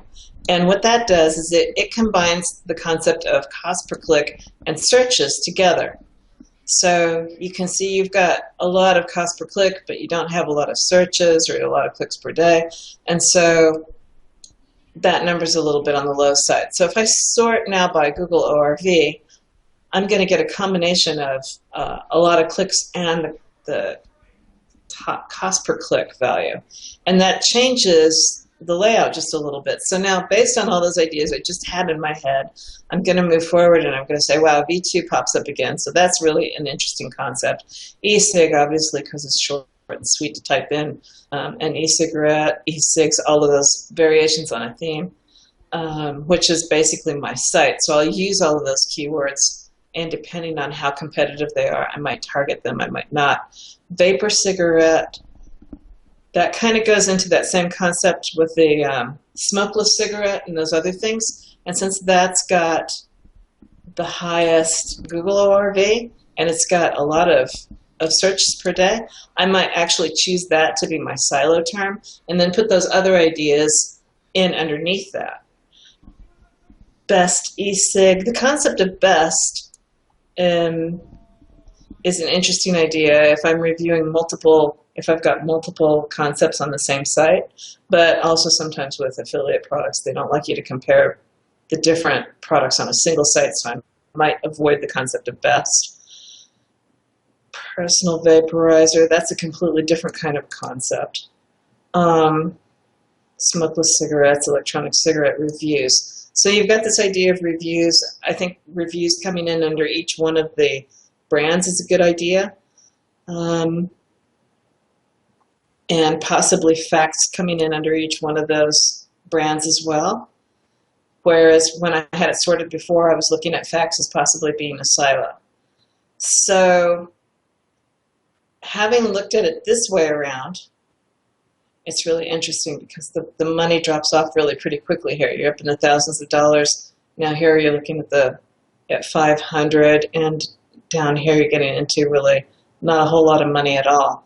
So I would be inclined in terms of silos to probably stop about right here and pick a couple of silos from here up. So what happened to our other brand? We've got V2. It looks like the other brand just fell completely off when we put in the concept of multiplying it out by the searches. So I'd still in all, because I've got affiliate products, I'd probably go with V2 and with that other brand. And then I would pick another concept like e-cigarette, which is what I think we ended up doing, right? Yeah, we had electronic cigarettes. So that's actually a really good term to use, given the cost per click, the ORV, and then if I had to pick another couple of silos,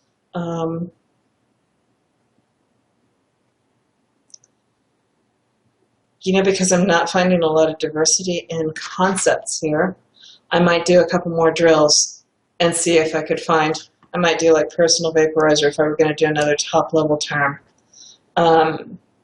So then what I look at when I'm looking for supporting keyword terms, I'm still wanting to follow the money. So let me just come back to the queue for a second. Let's go over here and look at green smoke, cigarettes, and let's apply. Oh, you know what? We had supporting keywords. Shoot, I had the wrong filter over there. Let me just go try another filter and see if that actually changes things significantly. Electronics filters. Let me do. We've got this thing here for suggested silos. Let me just look at that and see what it says for silos. It doesn't really change the keyword selection all that much. Enjoy. No, it didn't change it too much. All right, good. I feel better about that. So let's come back here to the queue, come back here to green smoke. Let's pick the filter for supporting, the filter for supporting keywords and take a look. Supporting keywords is just going to give you more keywords than the silos are. The silos are more focused on following the money, and supporting keywords are going to be just give you more options. So if I'm hearing a green smoke, one of the things that I want to look for is are concepts that are going to support the idea of that affiliate product, right? So what we'd picked out here were like reviews, brands, coupons, juice, and starter kit, which is great. All of those concepts support green smoke. But I would actually come on under here and say, okay, actually when I look at it this way, I can see a review comes pretty much right up to the top. Research, review, e-sig. Now research, I can't see research being a really good term that actually would support the concept of the brand. Could be, but I'd have to get creative about it. And the starter kit, was that a term that we used? Yeah, it was. So you can start to see how these keywords kind of pop up when you look at it like that. News, juice, refill. Refill is a term that I don't think we picked up, but it would be a good one. Although, man, we drop off on the money dang quick here. So I would be inclined to like, my first choices are going to be these, but then I need enough keywords. I need those 5 pages underneath. So if I'm not finding them, I will come down under here. I just try to make sure that they've got either cost per click or some traffic, one or the other. So, so I might come down and find something that's got, I'd go with something that's got a little bit more traffic, even if it didn't have cost. All right, so those are my thoughts. As I said, I don't look too hard at how competitive the keyword is, because when you're using a silo structure, it's so much easier to rank for the terms. And if I've got a couple of pages in there that are a little bit more difficult, I'm not too fussed. So long as the silos are the terms that I'm really looking for and they're going to bring me good money, I'm happy camper. So that wraps up my concepts on how I pick keywords. We're going to go to the next video, and Jimmy's going to talk to you a little bit about how he uses the last keyword tool and what he thinks about when he's choosing keywords. Hello folks, this is Sue Bell from Network Empire, and I'm here with my business partners Jimmy Kelly and Russell Wright. We're doing a set of videos for OMG, and in this video we're going to do keyword selection part 2. Jimmy's going to talk to you about how he selects keywords that he uses both on page, on the money site, as supporting concepts for the primary keyword that we selected in the last video, as well as he uses these keywords when he's doing his domain authority stacking. So they're twofers. So without further ado, I'll step out of the way and let Jimmy Kelly talk to you about keyword selection. Thanks, Sue. So this one is a little bit different. So certainly you want to go, when you're siloing up your money site, and hopefully you've been following the money and pick proper keywords that will make you money once ranking. This is a little bit different spin because of the keywords we're going to select on this is in direct relation to trying to get as much oomph out of the backlinks that we can. And this is where we kind of start putting in, as it goes through DAS, you want to be mindful of the pages that you link to, that you're kind of maximizing as much juice as you can from each link. So in our silo, if we jump back over to our site here, let me just open this up. So you'll see that this is the website that we just had done for the example of putting up a silo structure on a website. So whatever keywords these are that you determined have the most revenue potential, for me, it doesn't matter what they pick for the revenue potential. My goal when I'm doing my keyword selection is to try and push as much relevance and power of the link to these pages as I can. So in this example, we'll just kind of go look at starter kit.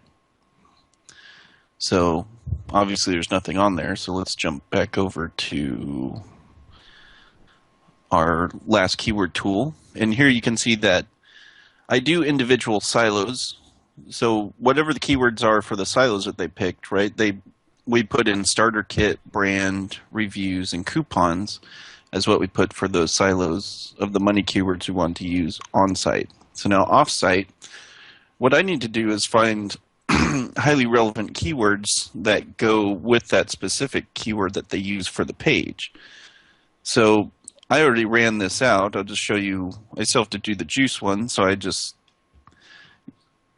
remember to avoid over-optimization the URL string.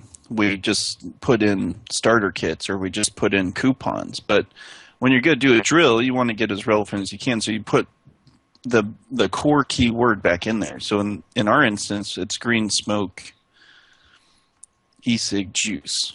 Right, because juice, e-cig juice is one of the ones that we determined from the silo before, but because this was the parent, we left it out as part of the structure. We're going to put it back in, the full keyword back in, so we can get the most relevant LSI terms for that keyword. I'm just going to queue the project. So that's what I've already done for these ones down here. So we're just going to do starter kit real quick. So I'm just going to open up that project. Now in here you can use a lot of different filters to try and determine what's best to use as backlinks. But so to give you an example, Sue really wants you to go for the money, and this is what you should do on site. When you're talking about adjusting the power of the backlinks, a backlink in most cases is not necessarily going to be a money keyword. So when we're selecting these clusters for a backlink, we want to be more heavily weighted for the LSI. So in this column would be more appropriate for what we'd pick for the different clusters and the different tags that we're going to use for each property in the DAS cluster. So the filters I like to use when you come up is you can use Jimmy's supporting keywords. Sometimes that weeds out too much and you might only end up with 2 or 3 in some cases. And if you don't get enough, I will switch back over and just do highly relevant instead. So when you come down into this, it still looks like with Jimmy's supporting keywords that it still came out with some pretty good options to use. So let's jump over to the DAS cluster here. So your domain in this example that we're doing for this video was subel.me, okay? And the primary structure that we were using was subel.me/green smoke. So this is the primary silo that we're targeting. And now each of these are the supporters for this specific page. So when we look at this, this is going to be green smoke, right? This is on the same domain again, subel.me. I'm just not going to write it all in because it's going to get too long. And we got reviews, right? So that was one of the supporting pages that we used for this page. And then the one we're doing right now is starter kits. Okay, and let's say on this one, can't remember what one of the other ones was. I think it was, we just used juice, I guess, for an example.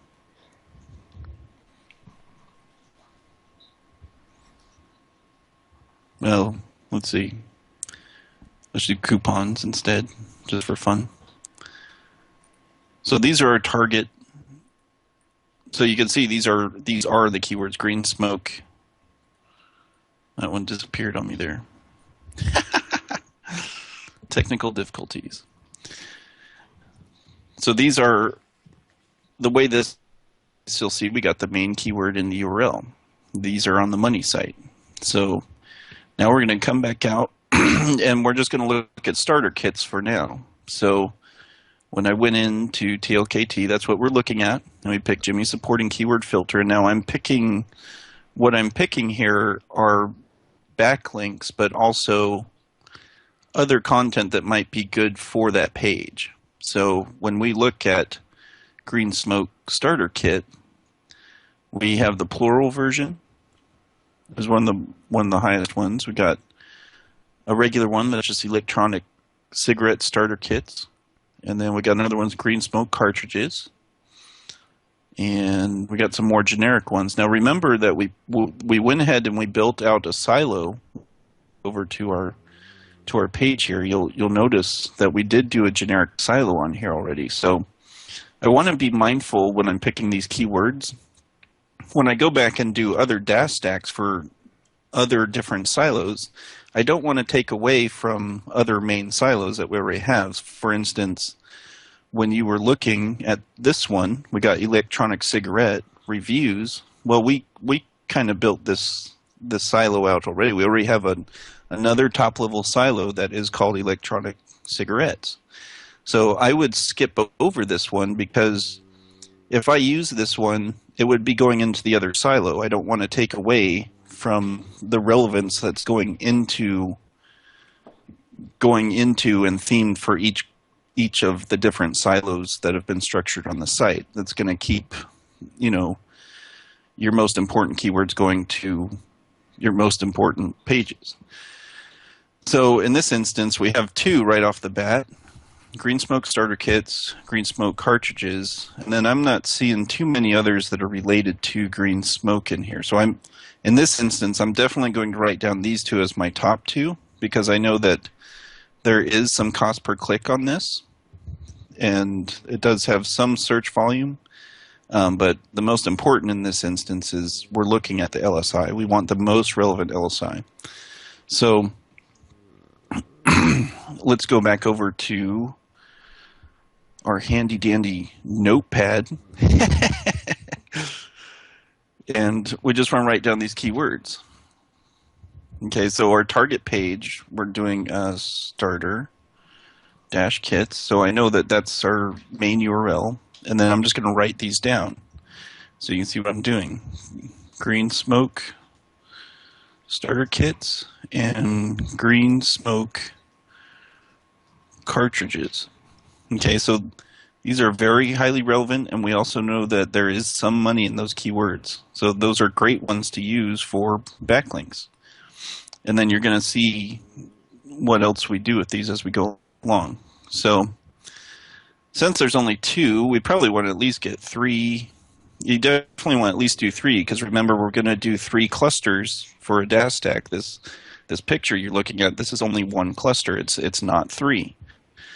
So I know that in 2 other clusters, I'm going to have at least 3 inbound links to this page. And so this is why we're kind of picking out these keywords as we go along. So we need just one more, so I'm just going to go back to TLKT, and we are going to just switch this back to highly relevant, because I guess if it doesn't have money, next and most important thing is your LSI. So we come back into here, and we're going to look at stuff that is not what we already picked over on this list, but that might be pretty good. So we got starter kit. Since this is already a plural, I don't usually go back in and pick the singular in most cases. So let's see what else we got in here. Cigarettes, green smoke. See, there's a good one. And where you are coming up on 2015, might be good to throw in a date in there as well. So I'll show you what I'll do with that in a minute. Ooh, that looks good. This looks highly relevant to something that they might actually sell, the Green Smoke Pro Kit. So not a whole lot of money involved with that keyword, but hey, you never know. So we're going to add that to the list. That one looks like a good one. And then sometimes I just put notes into other ideas I might get. So, just going to note the year. And then I always try to add in at least one, you want to do at least one generic type thing. See, and here's some other types of kits that they have. So the cool thing with the way the Silo plugin is built is you can also build other supporting pages to these ones. So you could always add on some other ones. They might have some great affiliate offers that you could get better sales on and stuff.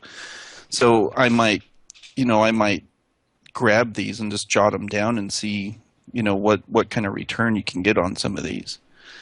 So we'll take those 3 for now because we only really need 3 for the first. For a DAS stack, it's going to be 3 clusters. So I have my 3 right here. Okay.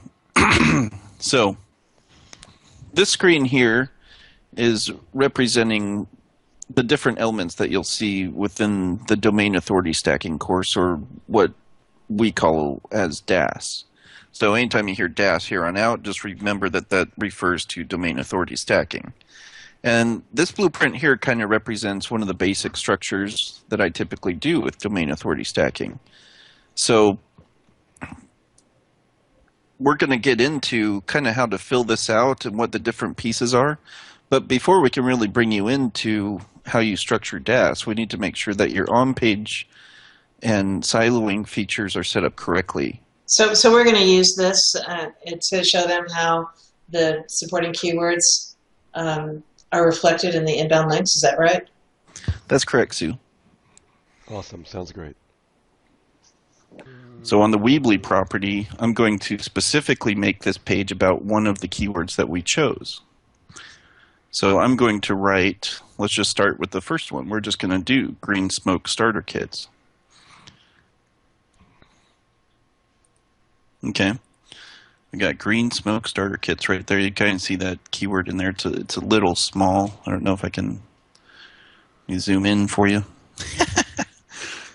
So I know it's a pain when you're watching a video and you can't quite see what's going on. So this is representative of a page that is written about one of these keywords that we picked. Now, this happens to have the main keyword that we're trying to rank for, and that's fine. And some of them, they won't be like that. You know, this is about cartridges. So on my next cluster, that property would be written specifically for green smoke cartridges. And then the third one is going to be green smoke pro kit. Okay, and then if you need more and more as you go along, you can always go and, now that you kind of see how to grab those keywords, that's what you're doing. You go into highly relevant, and you're going to try and find things that are highly relevant for this specific keyword that you're trying to rank for. So now let's go implement this on the blog. So we picked on that specific page, we were on, let's go back, green smoke. And we want to go to the starter kit. We're just going to edit this page real quick. Okay, so here's our starter kit. So we just need to put some content in here real quick. So I'm just going to copy it, and we'll just paste it in here.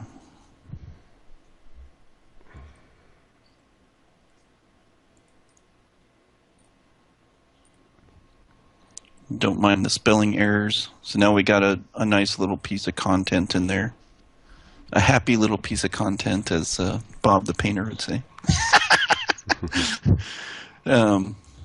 So what do we do? So we have green smoke starter kit.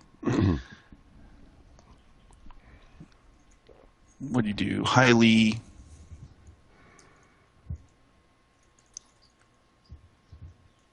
Let's just make it simple. Best green smoke starter kits for 2015. Since we're coming up on New Year, why not be the first one to jump up on the new year, right?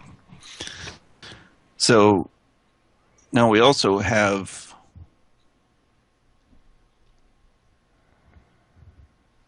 the instance in here, keywords. So we have starter kit in there already. So the other keywords that we want to put in are the ones that we selected, and these is going to be part of your. This is part of the plugin builder. If this wasn't here, you'd probably also put it into like your Yoast SEO plugin or whatever SEO plugin you're using, because you want to put these in as more like your tags. So we're going to come back over here, and we're going to put in all three of these keywords that we selected. So just put a comma, and we got. Now, if it's written on the same thing, I'm not going to put the same thing. So this was green smoke starter kits. and we already have starter kit here, and everything's optimized both as far as an outbound link in as Green Smoke starter kit. So I might just go with something generic here. So I'll do Green Smoke, or maybe just kits, you know, something generic. Starter, beginners, maybe. Beginner kits, you know. So we want to use 2 generic, and you want to use these other 3 ones here. So in this case, this happened to be the same keyword, so it might not be the best example, but we still have the year here. So the year, we could put 2015.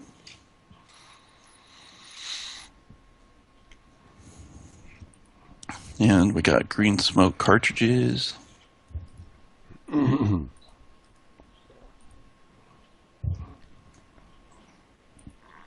we have Green Smoke.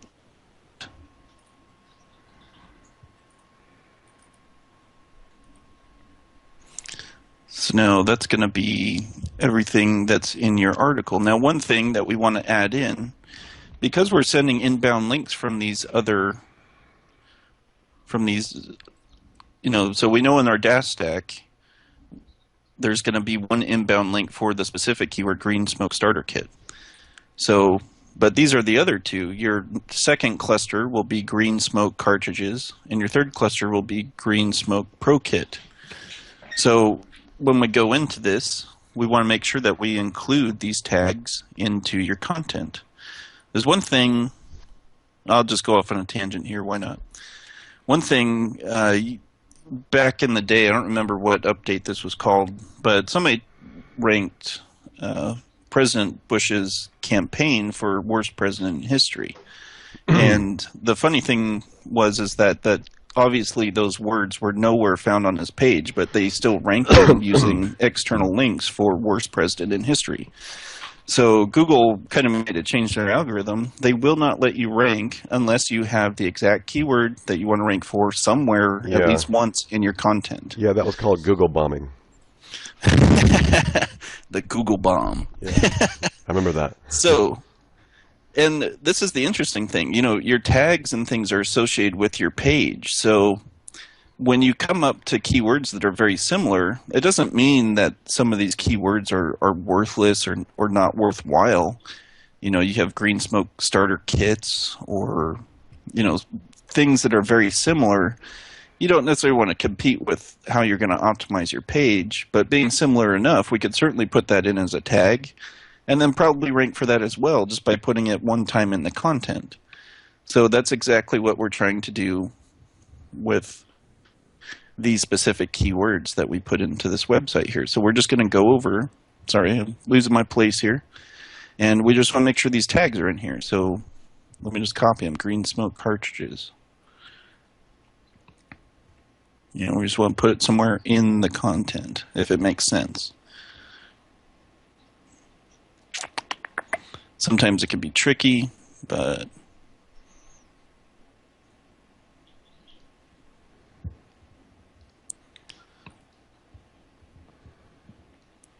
and you know, you just got to kind of put this in somewhere. Green Smoke cartridges. Not that that's too legible, but you know, just when you're trying to put your keyword in, just make sure it makes sense with the sentence. You don't need to just randomly put it. I'm just putting this randomly in as an example, so we don't have to waste too much time here. Right. The idea is that you take the primary keyword that you selected for your page, along with all the supporting keywords that Jimmy's talking about, and you send them to your writers, and they write it in the first place. So you're not trying to like modify your content after the fact. At least that's what I do, but my writers do hate me. So now we got both of these on here, so that's great. So now with our inbound links, aside from these are highly relevant LSI that are also possible money makers that are now incorporated into our on page, and that's where I would leave it at from the on page. So I would just hit update, and then those keywords and tags would be associated with that page. So we can go and look at the page and see if it looks any good. I always do that just in case I mess something up. and it looks fine. Okay, so got the tags in there, got the keywords put in, so now we can move over to the dash stack. So now, what's the next thing? We know that on this Weebly property, we are going to put up the same kind of content of the keywords that we just drilled. So we're just starting with the same one. In this instance, this was green smoke starter kit. So I'm just going to replicate basically the same thing right here. So we're just going to stop this video here, and then we're going to go into how to set up some of these properties individually so you get the grasp of everything that's going on now that you see how you do your keyword selection. So we'll see you in the next video. Hello folks, this is Sue Bell from NetworkEmpire.com here with Jimmy Kelly and Russell Wright, and we're doing a set of videos about DAS. In this video, Jimmy's going to explain the nitty-gritties about DAS. He's going to get in there and show you how to set the properties up and set the links up and everything that you ever wanted to know. Take it away, Jimmy. All right, thanks, Sue. So we've gotten kind of far in the videos here. We've kind of explained the importance of it. We've broken down how we identify some keywords, and now it's time to start actually building properties. So just a real quick, I've tried to change the color coding on these arrows so you can kind of distinguish what's going on when. So these purple arrows represent what you probably already built from watching the videos that were done by Russ and Sue regarding the one feed. These should have been coming from, you possibly set these up through Hootsuite by now, if you've gotten through that video and done your implementation.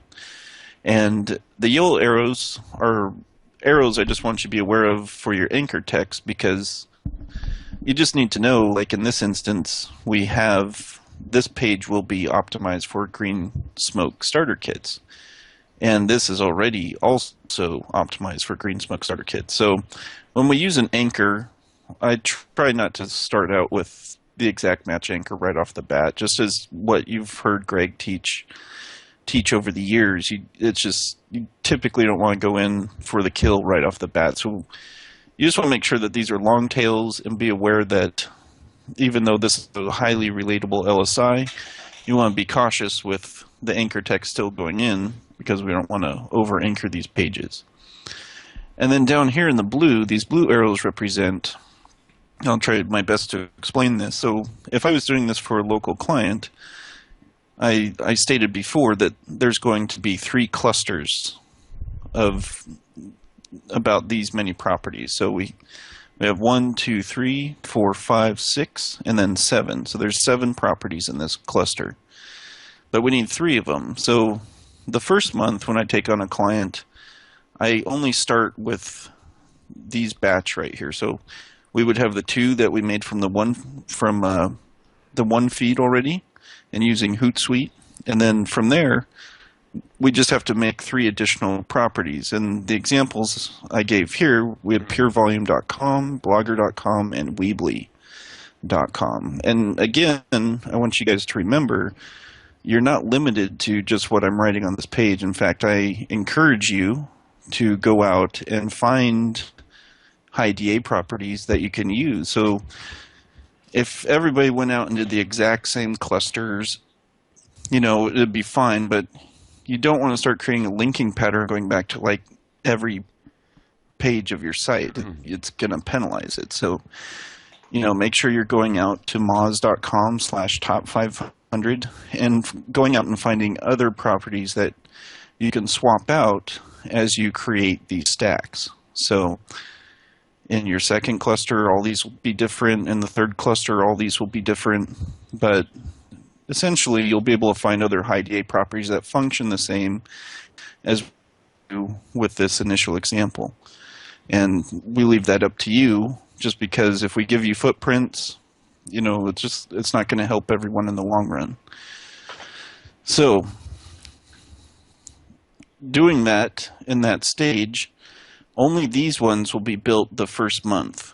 So you have these from your Hootsuite account, and we're only going to build these 3 in the first month. Now, once we build it out in the first month for the client, typically what I do is the second month is when I add in what we're seeing here in the blue arrows. So we're going to build a second page Weebly, or include another high DA. In this example, it's Tumblr. And then the Tumblr is going to link out to another citation we haven't linked to yet, and then also up to one of the other ones that we've already linked to. So you just want to be aware as you're putting these together that this is what you need to do. So if you didn't start with this, I highly recommend that you do. You go back and follow the steps to get it set up, because this is, again, automatic domain authority stacking going on. But the second part, if you haven't done so already, I recommend going and getting citations. You can find affordable options to do this. Here's an example of one that I found on Fiverr. And you could just do this by doing a search on Fiverr.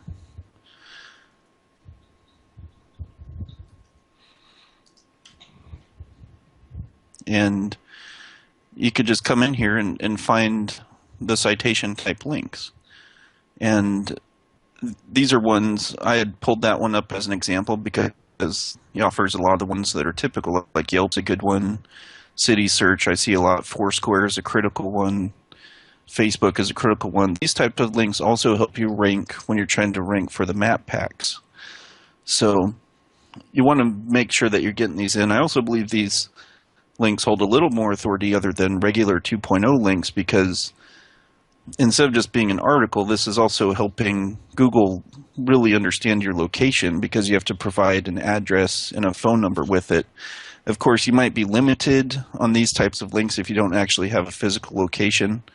But even on affiliate sites, for me, myself, I still just try to use some kind of address that I get a hold of to at least get my links up on these types of sites. And I will leave the instructions on that to you. So I don't teach anything that's too bad at this point in time. So now that we know that we'd already have these in place, after your Fiverr gig, you'd probably end up with a Yelp or City Pages, or this can be any kind of citation. And all these can be citations. Again, it doesn't really matter necessarily what these are as long as you have high DA. But for rapid building, what I like to do is just go buy citations, incorporate your main social properties. And then you really only have to start in the first month building these 3. Now, there's still 2 other clusters, so in total the first month you'd build 9 properties, which is not bad.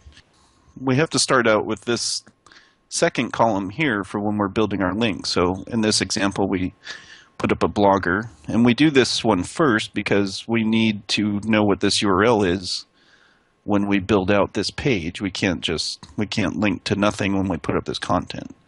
So we're going to go set up a blogger account here real quick, and I'll just try to pull it up.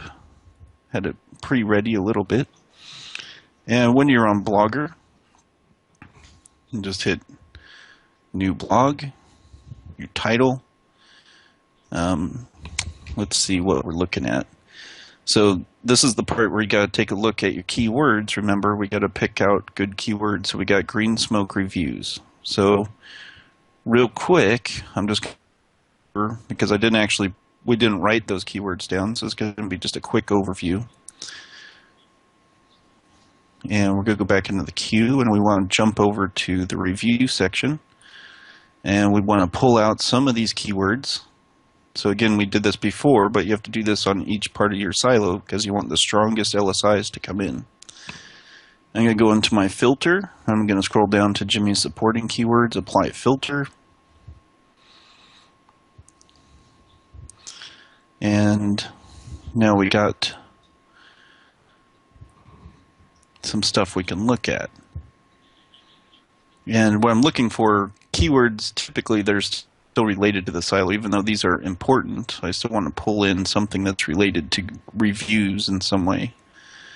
And I'm not seeing enough come in, so we might need to loosen the filter a little bit, and I might just go back to highly relevant and see if we can get a wider option going in here. So that helped a little bit. We have green smoke reviews, which is what our main keyword is. Let's see if there's anything else. Oh, this is a good one. I like this one right here, green smoke ratings. That's not too bad. So we'd probably add that one to the list. So on this one again, I would still put up, bear with me here. So for this silo landing page, it was SueBell.me. Pull this up a little bit more so you can see what I'm doing. And the target URL was green smoke again, because remember this is all on the same silo. And reviews. So now my keyword selection, I want to do green smoke reviews, and we'll do green smoke ratings. So in this instance, because we're trying to get the affiliate offers to sell, I might just be creative and do a mix of some keywords here, just because I'm not seeing anything else that's too related to reviews in there. And I know that on some of those other ones, I would put them on other silo pages that we created. So I'm just going to do green smoke product reviews or something like that. So now we got 3 keywords, and each one of these can be built for content in each part of your stacks. So now let's go back to that Blogger account so we can get this set up here. And the title, what should we use? Best green smoke.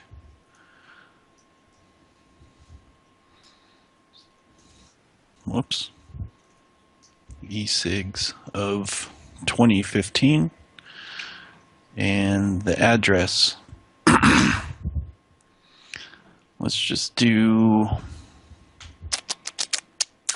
I like to try and just use whatever the first one is. So green, let's just see if this is taken. Green Smoke Reviews 2015.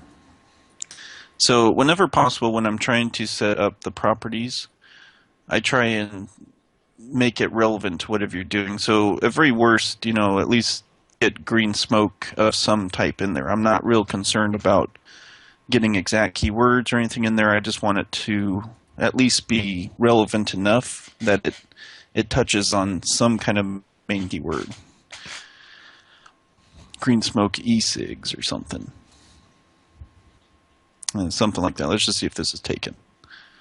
So then we got to pick out what we want. Let's do, let's not make it too complicated here. Let's just pick dynamic views or something. Create blog. And we'll just see if this pops up here. And there we go. So now we can start creating a new post. Oops. So let's go in here. Let's go view it. And there's nothing here. But that's okay. We still were able to get greensmoke2015.blogspot.com as the URL. And then we just put best green smoke e-cigs of 2015. So this is going to try and theme the rest of the content that we're going to put on here. So we're just going to jump back real quick, and it doesn't really matter if you want to use a page or a post. So just do new page. And I so happen to have some content handy here, because I'm sure you guys didn't want me to sit around and write stuff. So yeah, come out here. I wanted to see you write some stuff. Wait a minute. You were supposed to show us everything. It's just so much fun to sit around and wait for me to come up with content, but fortunately for everyone, I'm not a content writer, so just come in here and paste it in. Blah. There it is. Okay. Now, the page title. So this is going to be our first page. So I'm not going to make this, and we'll go back and edit the links, but let's at least first get the 2 pages set up in the beginning. So back to keywords, green smoke reviews. So let's do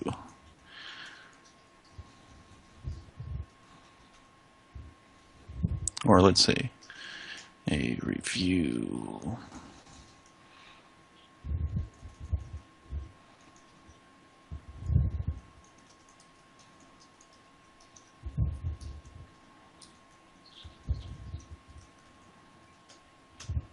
So there you go. So we're just going to publish it real quick.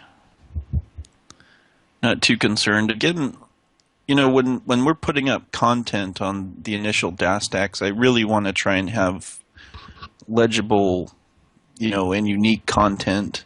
I really don't like to put junk up on my DAS. As far as spinning, I don't put like a bunch of spun articles on there. I think this helps, you know, if you ever go into a manual review of Google and they're looking at your links. I mean, the more time and care it looks like you put into some of these, I think some of those people have a heart. You know, it's not going to be the top person at Google always looking at your site. If you have one of the minions in there go and look at it and it looks like a decent article, something that took some time, you know, you might want to take time and put pictures or some other engagement on here, because that's just all going to help with the power of this link, and also might also translate, and if this starts ranking, it's going to translate to visitors going back to your site and hopefully, you know, buying your product or taking action on whatever you're trying to get them to do on your money site. So pause for a moment. Okay, so we got this post up now, and it's not published yet, so it's just set to draft mode. So we're just going to go ahead and put in the next page of content. So whenever you're building out your DAS stacks, I like to at least put 2 pages of content on ones that you can. There's going to be instances where it's only going to be a 1-page wonder, and that's okay. I'll take what I can get. But I've just found it really helps the indexing and push of your links. If you can put, personally, I like to do 3 to 5 pages of content, but at very worst, at least do 2 pages of content, because that's going to help give a little bit more extra oomph to your link, and it's going to save you a lot of time from having to force it to get indexed in many cases. And plus, for some of these properties, you know, they come along, and Weebly, I know, for instance, if you have a new account on there and you just put up garbage and things like that, and then you start doing links out to other places, sometimes the admins on that site will come and shut that account down. So just do a good job with your content and try to make it look, treat it as if it was your money site and you're trying to get good quality stuff up on there. So we have to do our second page on the blogger.com, so we're just going to jump back to that. And I so happen to have another piece of content ready. So we're just going to go ahead and paste this in from my other article here. So we got that in there nicely. And we're just going to put in something else in here. The history of green smoke, not smock, smoke. Yeah, let's just do e-cigs for fun.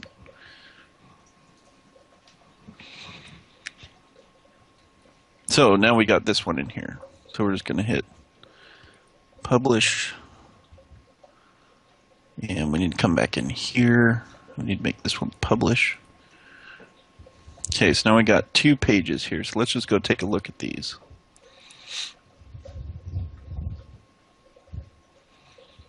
So in here you go. So we have our URL here, and we need to go and link to the other URL. So what do I mean by that? So whichever page you're actually going to use as your link out. So if this was going to the subel.me site, we want to go to the other page and link to this page with a green smoke term that we've already determined from finding the supporting keywords for the initial silos. So we're going to come up and we have to go get this other URL.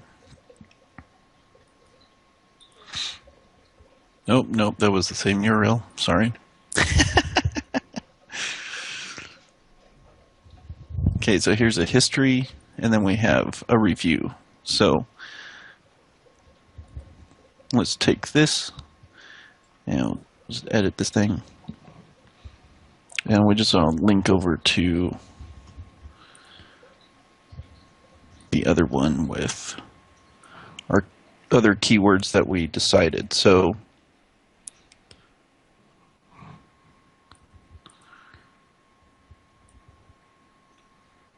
this is fine. You just want to use a related type thing, but this is kit, so we're just going to change it to something else. So we'll do green smoke products today. And just need to link to the other page. Nope, and that was way too long. Sorry, go get the other page here.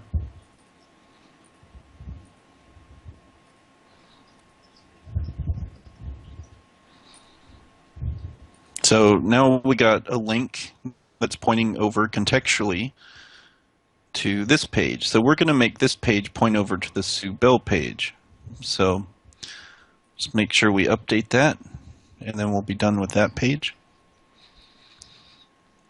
Now on this page, we need to go find the URL of where it's going on our destination, which in this case would be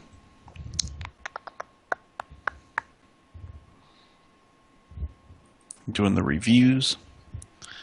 So we're just going to grab this URL because we're going to go put that into the blogger since it's our destination. Let's just edit this one again. And, you know, hopefully with these articles that are already written, they weren't specifically written for that brand, so I typically like to write it for the keyword that's supposed to be. So if I was to have gone and ordered this correctly ahead of time, knowing what the keyword was, I would have had this article specifically written about green smoke reviews or green smoke products, things that are related to the review thing. So that content would be highly relevant to what you're targeting. So back at the farm, wherever that one went, we're just going to try and squeeze that keyword in here. And I'm just going to check out our latest green smoke product review for 2015! Exclamation. So this is going to be our anchor over to our money site. Okay, so where we're at on here, we're linking up to this. Now, when you're linking up, because hopefully this was written for green smoke reviews, and the URL is targeted for that, you're not going to want to hit this with an exact match anchor either. You want to make sure you're staying within balance on your on-site. So we want to vary up that anchor text.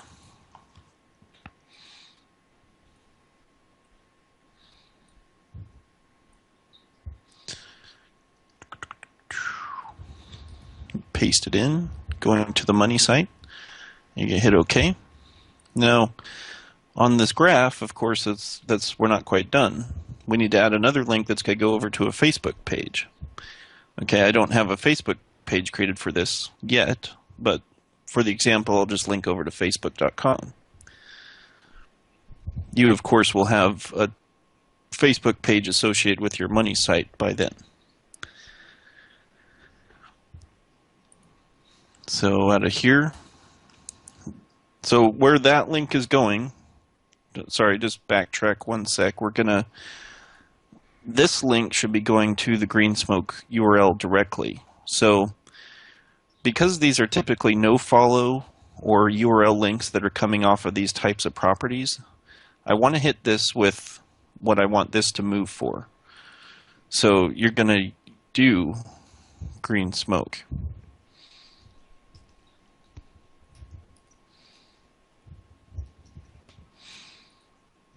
right? So that's the anchor that's going to go directly to there. So we just got to fit that into the Blogger property. And where is a good place?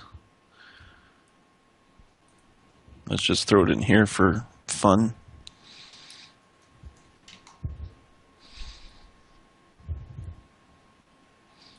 And we'll link it to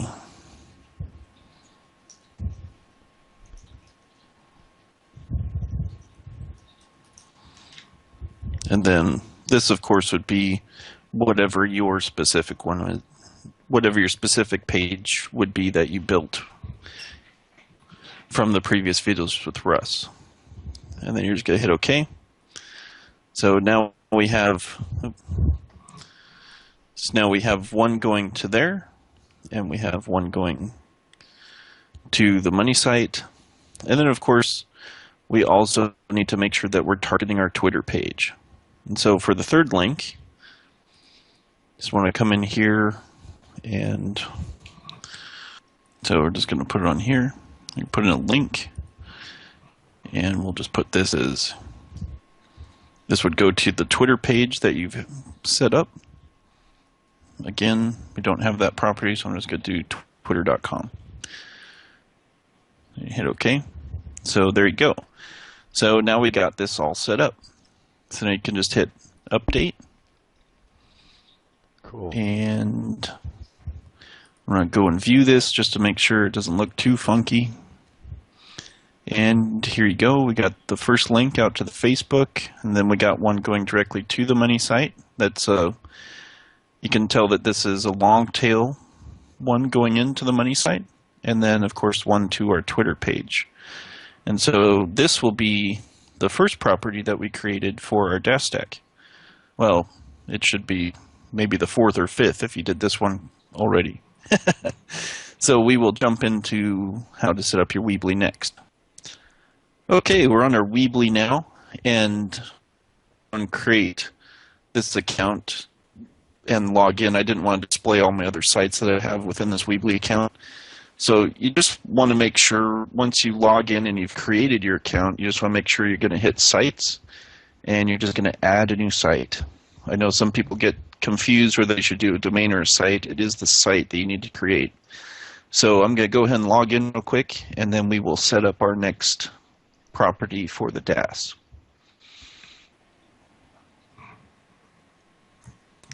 Okay, so again, went and created the first Weebly page, and we'll go to that in just a second. But remember, this one was going to target the Green Smoke starter kits because this is going to go to our starter kits page. So make sure that the URL is going to have the outbound link. So in this instance, we're going to have a home page, and then we're also going to have an inner page. So make sure that you're not mixing up which is going where. And hopefully when you ordered your content, as opposed to my example content, you have these pages written specifically targeting those keywords that you picked for your supporting keywords. So from here, we're going to roll back over to the Weebly page and have a home. And the home page can really be anything. I don't really try to keyword stuff on the home page too much. Doesn't usually do too much good in the way that we do our linking. So let's come back over to our sheet here. And what do we got here? Whoops. Starting to freak out on me here. Okay, so we're looking at this keyword right here. So we need to make sure that we're optimizing this page roughly for these types of keywords. So Green Smoke Reviews it is. So I'm just going to leave the home page as it is. And we're just going to put up a little bit of content in here. So I went ahead and selected this short header. It was set to the tall header before, but really with the page layout algorithm, you kind of want to make sure that you're not getting too big of a header going on. So When I have my choice, I try to either do no header or short header on here. So those are the two I typically pick. You're certainly welcome to pick any that you want to make it look nice. But for me personally, those are the two I pick. So I just did save and edit. And in here, we got elements that we need to put into it. So, of course, you want to put in a title. And this one doesn't have to be really too specific. Where'd the title go? So let's see, we can just write about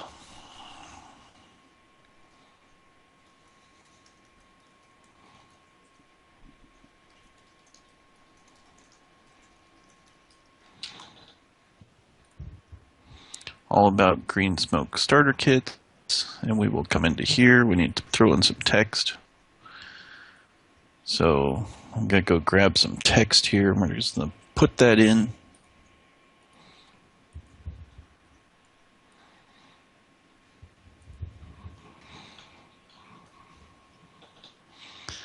And the other thing I like to put in here, if you scroll down here on the left, social icons is what you usually will throw into this page as well.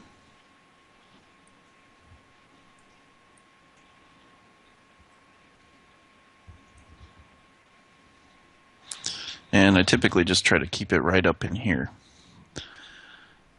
Let's see if there's anything else I typically put on here. You know, it's always good to throw YouTube videos in here. So if you find a relative YouTube video that you used, or maybe you have one already, go ahead and throw that up on there.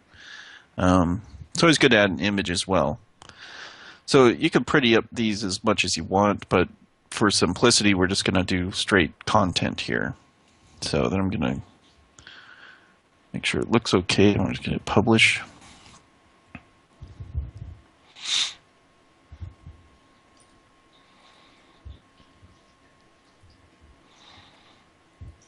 And in this instance, I wasn't able to get something related to the green smoke that really made sense with the starter kit. So we just went ahead and did an e-cig starter kit for the Weebly. So, which still is pretty relevant for what we're trying to do. So we're just going to go back over. Close that up. So that ended up being on here.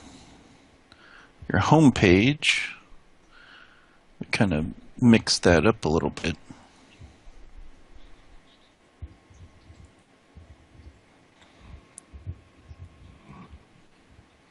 So we're just going to do the same thing. Click to edit. And let's go get our other piece of content. This just take me a little while to open up the Word doc here, so went ahead and grabbed that. Gonna toast that. I'm just going to put in regular text. And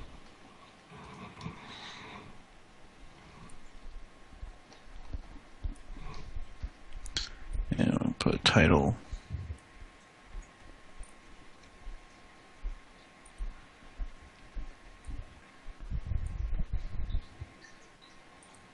Sometimes this Weebly can be a little bit tricky, and these things give me a hard time. Might be because of the arrow here. So we're just going to try and come into this. Yeah.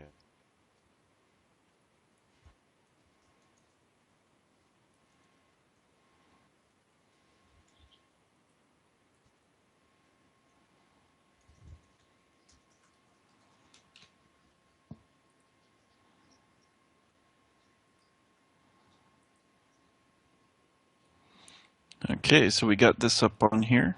I'm just going to hit publish. And now we can go back and look at this, and it should look a little better than what it did. So now we need to link over to our second page, because in this example, and I usually just do this all at once. You don't have to wait to put up a second page or anything like that. I just do it as I go. So we need to go in and edit this one. because this is going to link back over to the money site. So just going to close that up. And from here, we need to link over to this one.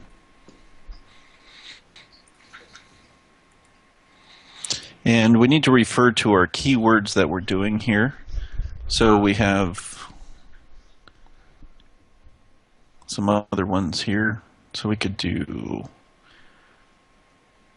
let's link over to it with green smoke starter kits. So I think that would fit quite nicely.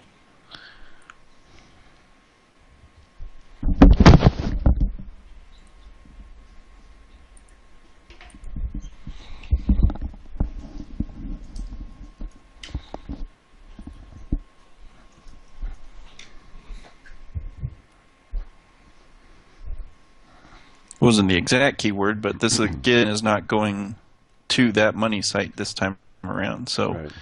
we're going to come in here and we're going to incorporate our link. And just want to paste, hopefully it's paste in. Okay. Hit save. Okay, so that made a link over to our second page, which you can see here. So we just linked to this one with green smoke e-cig kits, which you can see. Because this page is going to be linking up to our electronic cigarettes page, that's what we want to have. Mm-hmm. And you can see we have cigarette, brand, best, but we already have starter kit in this URL. The one thing I could have done was probably include green smoke in this URL somehow, but it's not necessarily so important each time around. So just try to make it relevant to what you're trying to rank for in some way, shape, or form In other when words, you're creating these pages. In other words, they shouldn't overly worry about perfection. Yeah, yeah, absolutely. I think where a lot of people get stuck is just not taking action. Exactly. You know, they're afraid that this isn't going to link over here quite right, or this isn't going to do this quite right. You don't have to worry about all that. You just first time through this, just go ahead and throw some stuff up. Yeah. Put your links to the pages they need to do, and I'm pretty sure. Yeah, like don't get paralyzed. It's still going to pass juice. Yeah, absolutely. Okay. So now, what we need to do, so we were going to link to this page, so now we need to go back and edit this page so we can get the, just go ahead and publish again, make sure I didn't lose any items there. So we're going to click over on this one, and we are linking out to green smoke starter kits for our main keyword. So again, we refer back to our list here, and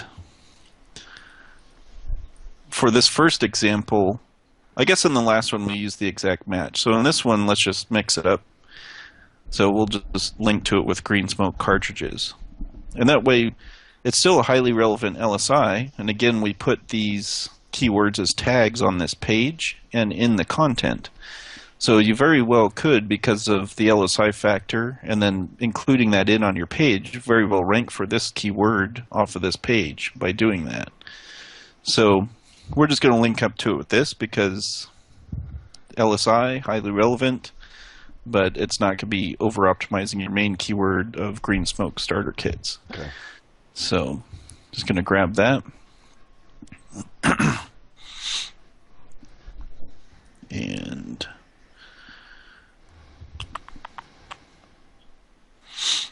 let's see where we could put this.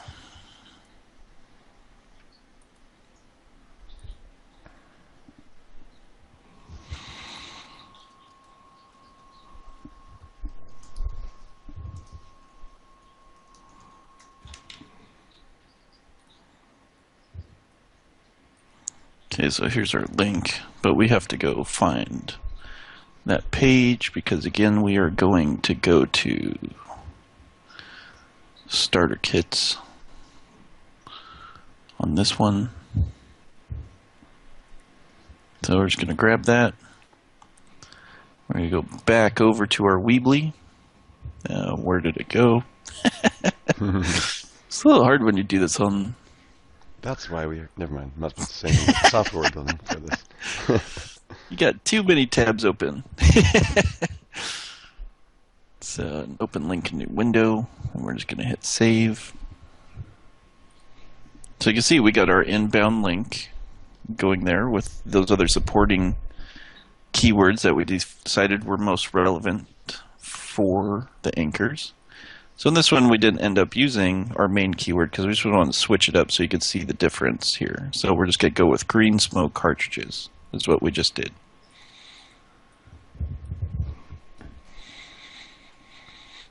Okay.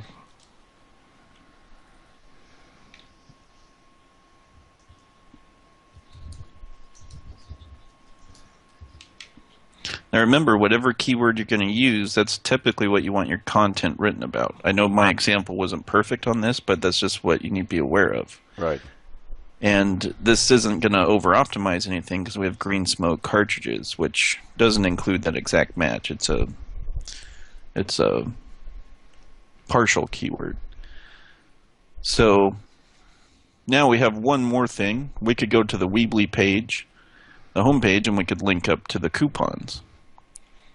So we're just going to jump back over just for the sake of this demonstration. Oh, you know, the one thing we forgot before we go any further is we have to link back over to our blogger. And you would also have already set up the pure volume. Right. So we need to make sure that we're linking to the blogger before we go and do this part. So let's go find what we're looking for.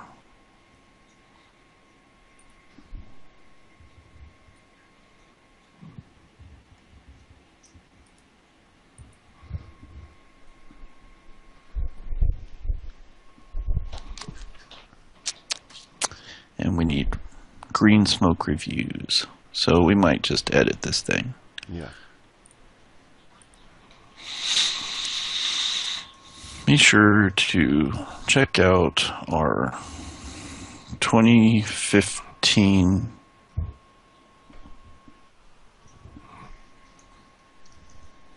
reviews for the, what keyword did we use?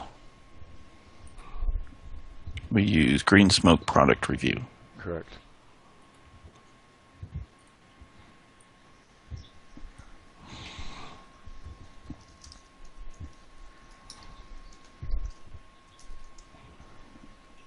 $2015. And we're just going to link over to it with the exact anchor. So we're just going to put that in there.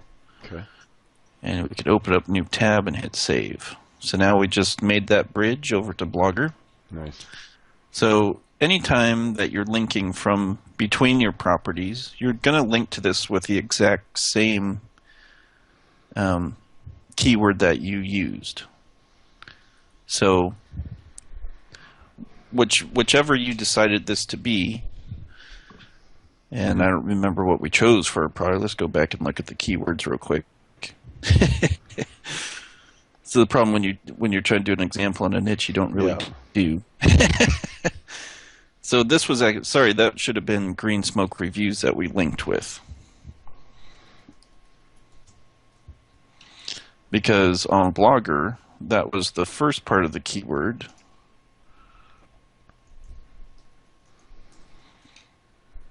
That we used. So for instance, when you look at this, these were the three. So on the first cluster, we use that keyword. On the second cluster, we're going to use that keyword. And on the third cluster, we're going to use that keyword. And then that gives you your most highly relevant LSIs. Mm-hmm. So that's basically how it's done. Now, of course, I can log into here, and I would do on this home page again, and we would just do a link up to include, you know, best green smoke coupons probably is the anchor I'd use here. Okay. And that's about it for that. Now, when you come back around the second month, all I would do is log into this Weebly page, and you kind of watch and see how these perform, because by the time you build out the three clusters, and especially if you've already done the only wire, not the only wire, Hootsuite, and then the one feed, you're going to end up seeing some kind of movement on your site by then. For sure. And so when I come back through and try to push this up even more, I just try to see which one I'm trying to push up here, and that's what I'm going to target my second Weebly page as. Mm-hmm. So, and it's all going to go to the green smoke. So let's say starter kits responded really well. So I would just do your Weebly page and write it about green smoke. Well, that would be a bad one because that's the one that we're targeting. Let's say we were targeting the blogger. So let's say reviews responded well. We'd write something about green smoke reviews. And, you know, you're going to pick other highly relevant LSIs to go down through this chain. Are you saying if reviews started getting a nudge in the rankings, and is that what you mean by respond well? Yeah, so they'll start seeing movement on this, especially once we talk about how to do tier 2. They'll start seeing movement on some of these keywords, and you'll see which ones start moving better than others. Okay. And if you need to improve one of them, I try to force this next set to target that specific keyword. And sometimes, you know, if you're doing it for a client, they really are only concerned with the main keyword. Okay. So in that instance, I would go and do another drill, or if it's already one that you're working on for that main keyword, and you're going to go pick out 3 more highly relevant LSIs, and you're going to push those through kind of in a chain motion. And then, of course, whatever keyword you're going to, especially on citations and Twitter, you're going to use the exact match keyword. Okay. So you're just going to do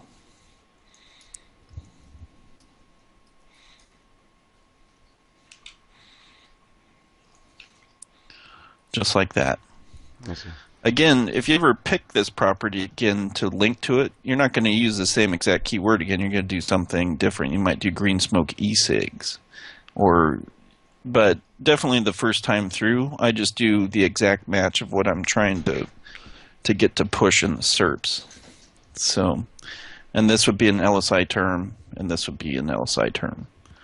And then you would edit this Weebly page to link over to your new Weebly page too. And it's the same kind of process that we just showed you with this first little stack that you see here. And now we're going to go into tier 2, or your PA boosting, in the next video. Okay, excellent. All right, that's really an excellent example. So we'll see everybody in the next video. Hello, folks. This is Sue Bell from NetworkEmpire.com, and I'm here with my business partners, Russell Wright and Jimmy Kelly, and we're doing these video series for OMG, where we're showing you the intimate details of domain authority stacking. We're on the last video, where we're going to explain to you exactly how you can increase the page authority on your backlinks. Jimmy, please take it away.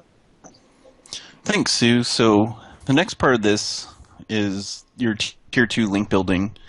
This is also going to increase your PA. And if you can remember back to when we first started showing you some of the examples, we used the Nashville SEO Facebook page as an example where there was just one inbound link to this domain authority of 100 property, which was Facebook, and the page authority that ended up being a 54.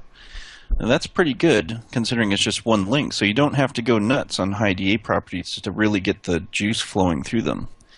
So when you come back over, we're going to do what we do throughout all of domain authority stacking, is stack more DA to these high DA properties.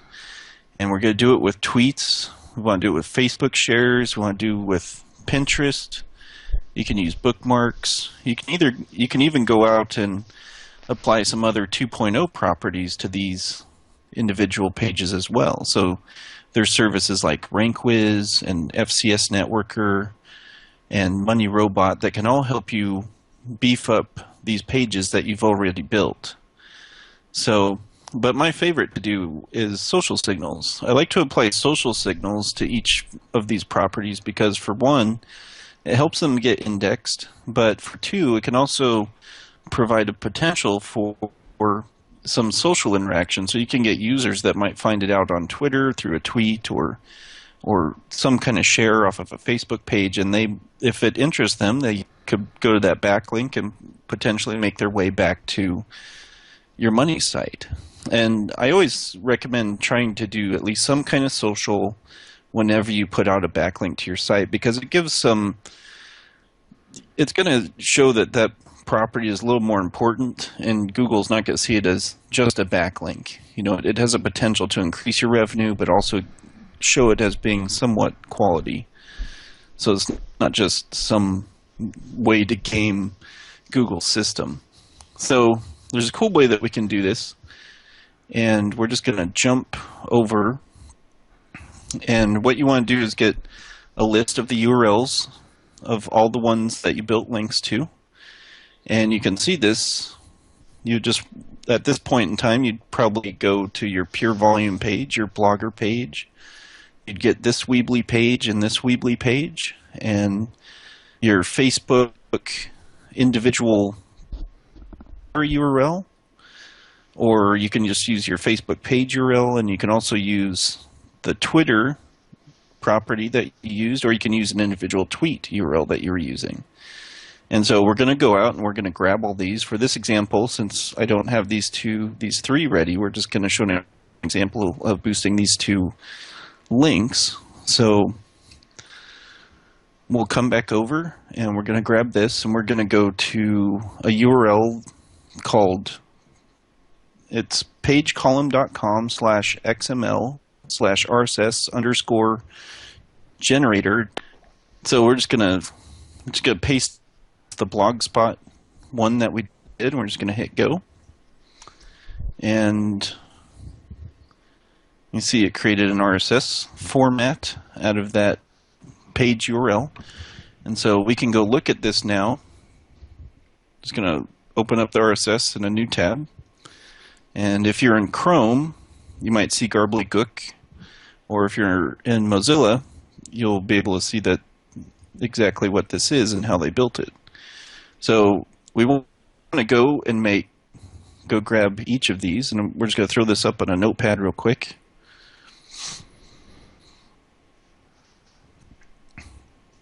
So let's just delete this stuff out so we can have a clean slate. So we got that RSS feed, and we're going to go and grab our Weebly page that has the other inbound link and any other pages that we were going to do. And you're just going to repeat the same process.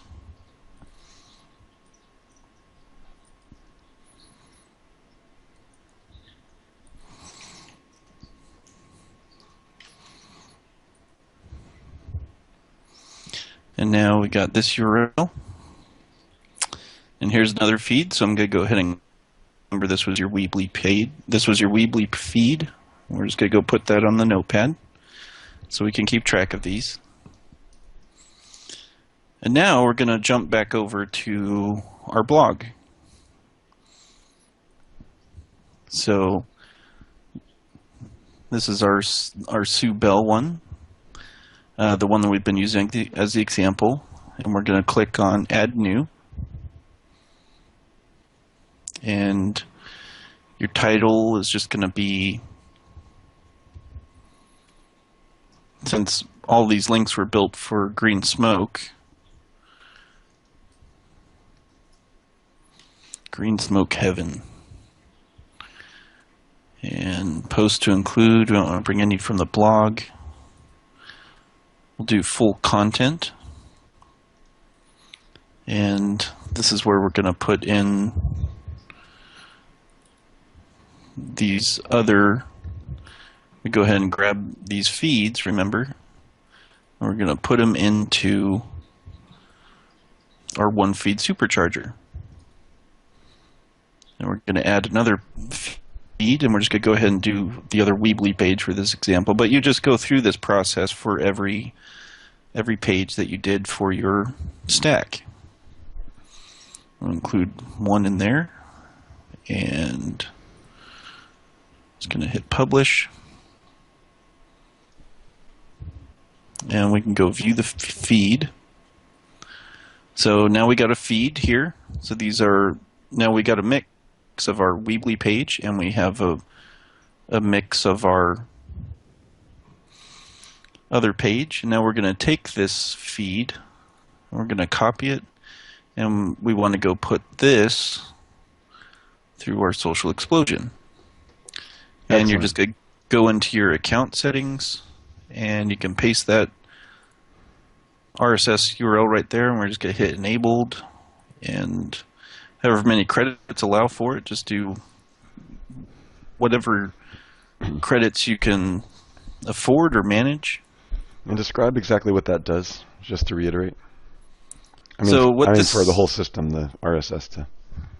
So what's happening here is this is going to go out, and as soon as I hit save changes down here, remember that these settings and the account settings are only for your RSS feed. So as soon as we put this in and hit update, this is going to pass all the URLs that are on our feed that we created, and each of these URLs are going to get promoted with our social with our social explosion. Yeah, so yes. That means that there'll be traffic and backlinks coming from the Network Empire Social Signals Exchange Network, which is all part of the social explosion system, if you use that. Yeah, so we'll be able to get, if we took the time to put a picture on there, we'll get some Pinterest activity to it. We'll get some tweets going to it. Get some delicious bookmarks going, some Digo bookmarks going, and this is going to help get these indexed.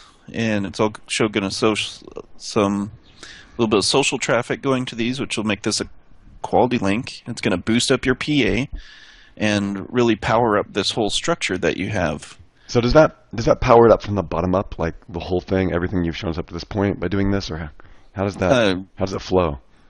Yeah, correct. So these links.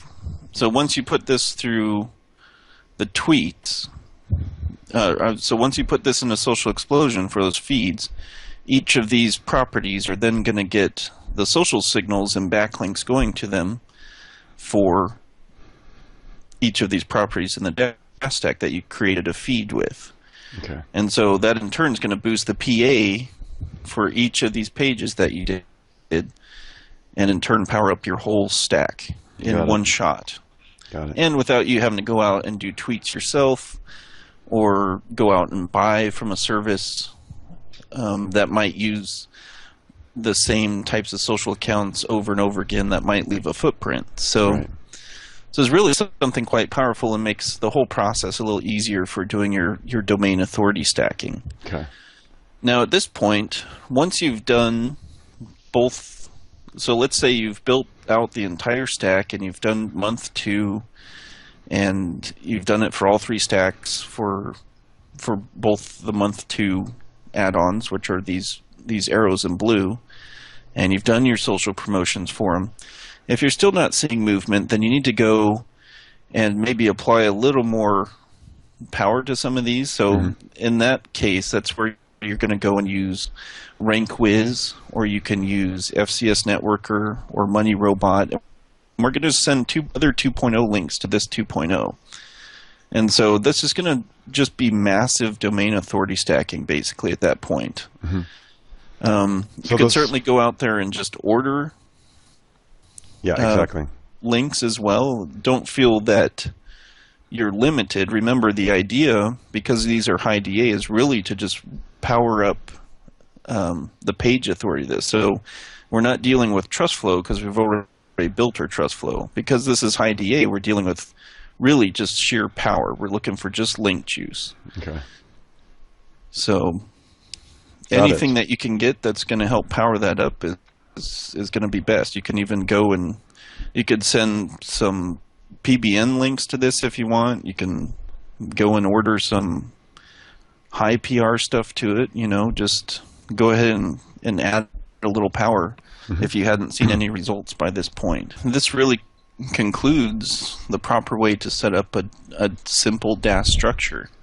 And remember, you can always use other properties. You can mix it up. There's other hub-type sites. Like you might find sites that are like the about.me. The about.me lets you put in, you can link up to all your social properties and then also your money site in one shot. So this might not be pointing here, but it could be pointing over here if that was an about.me link.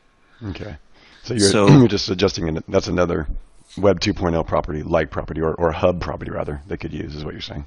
Correct. Because this is a content-based, it would follow this structure. But this could certainly link out to just more than just these two. On some of those sub-properties, you can put as many in there as you want. And so you don't want to go nuts with the links going to the money site, but you do want to go nuts with other social properties that help define your brand. Gotcha. So excellent. It's a great way, and those are certainly properties that you can use as well in this type of stacking. Okay, so I think we'll wrap this one up, and I just want everybody to know that the stuff that you've witnessed in these last few videos, specifically this one as well, is really very rare, and I'm excited that you are able to apply it towards your own sites.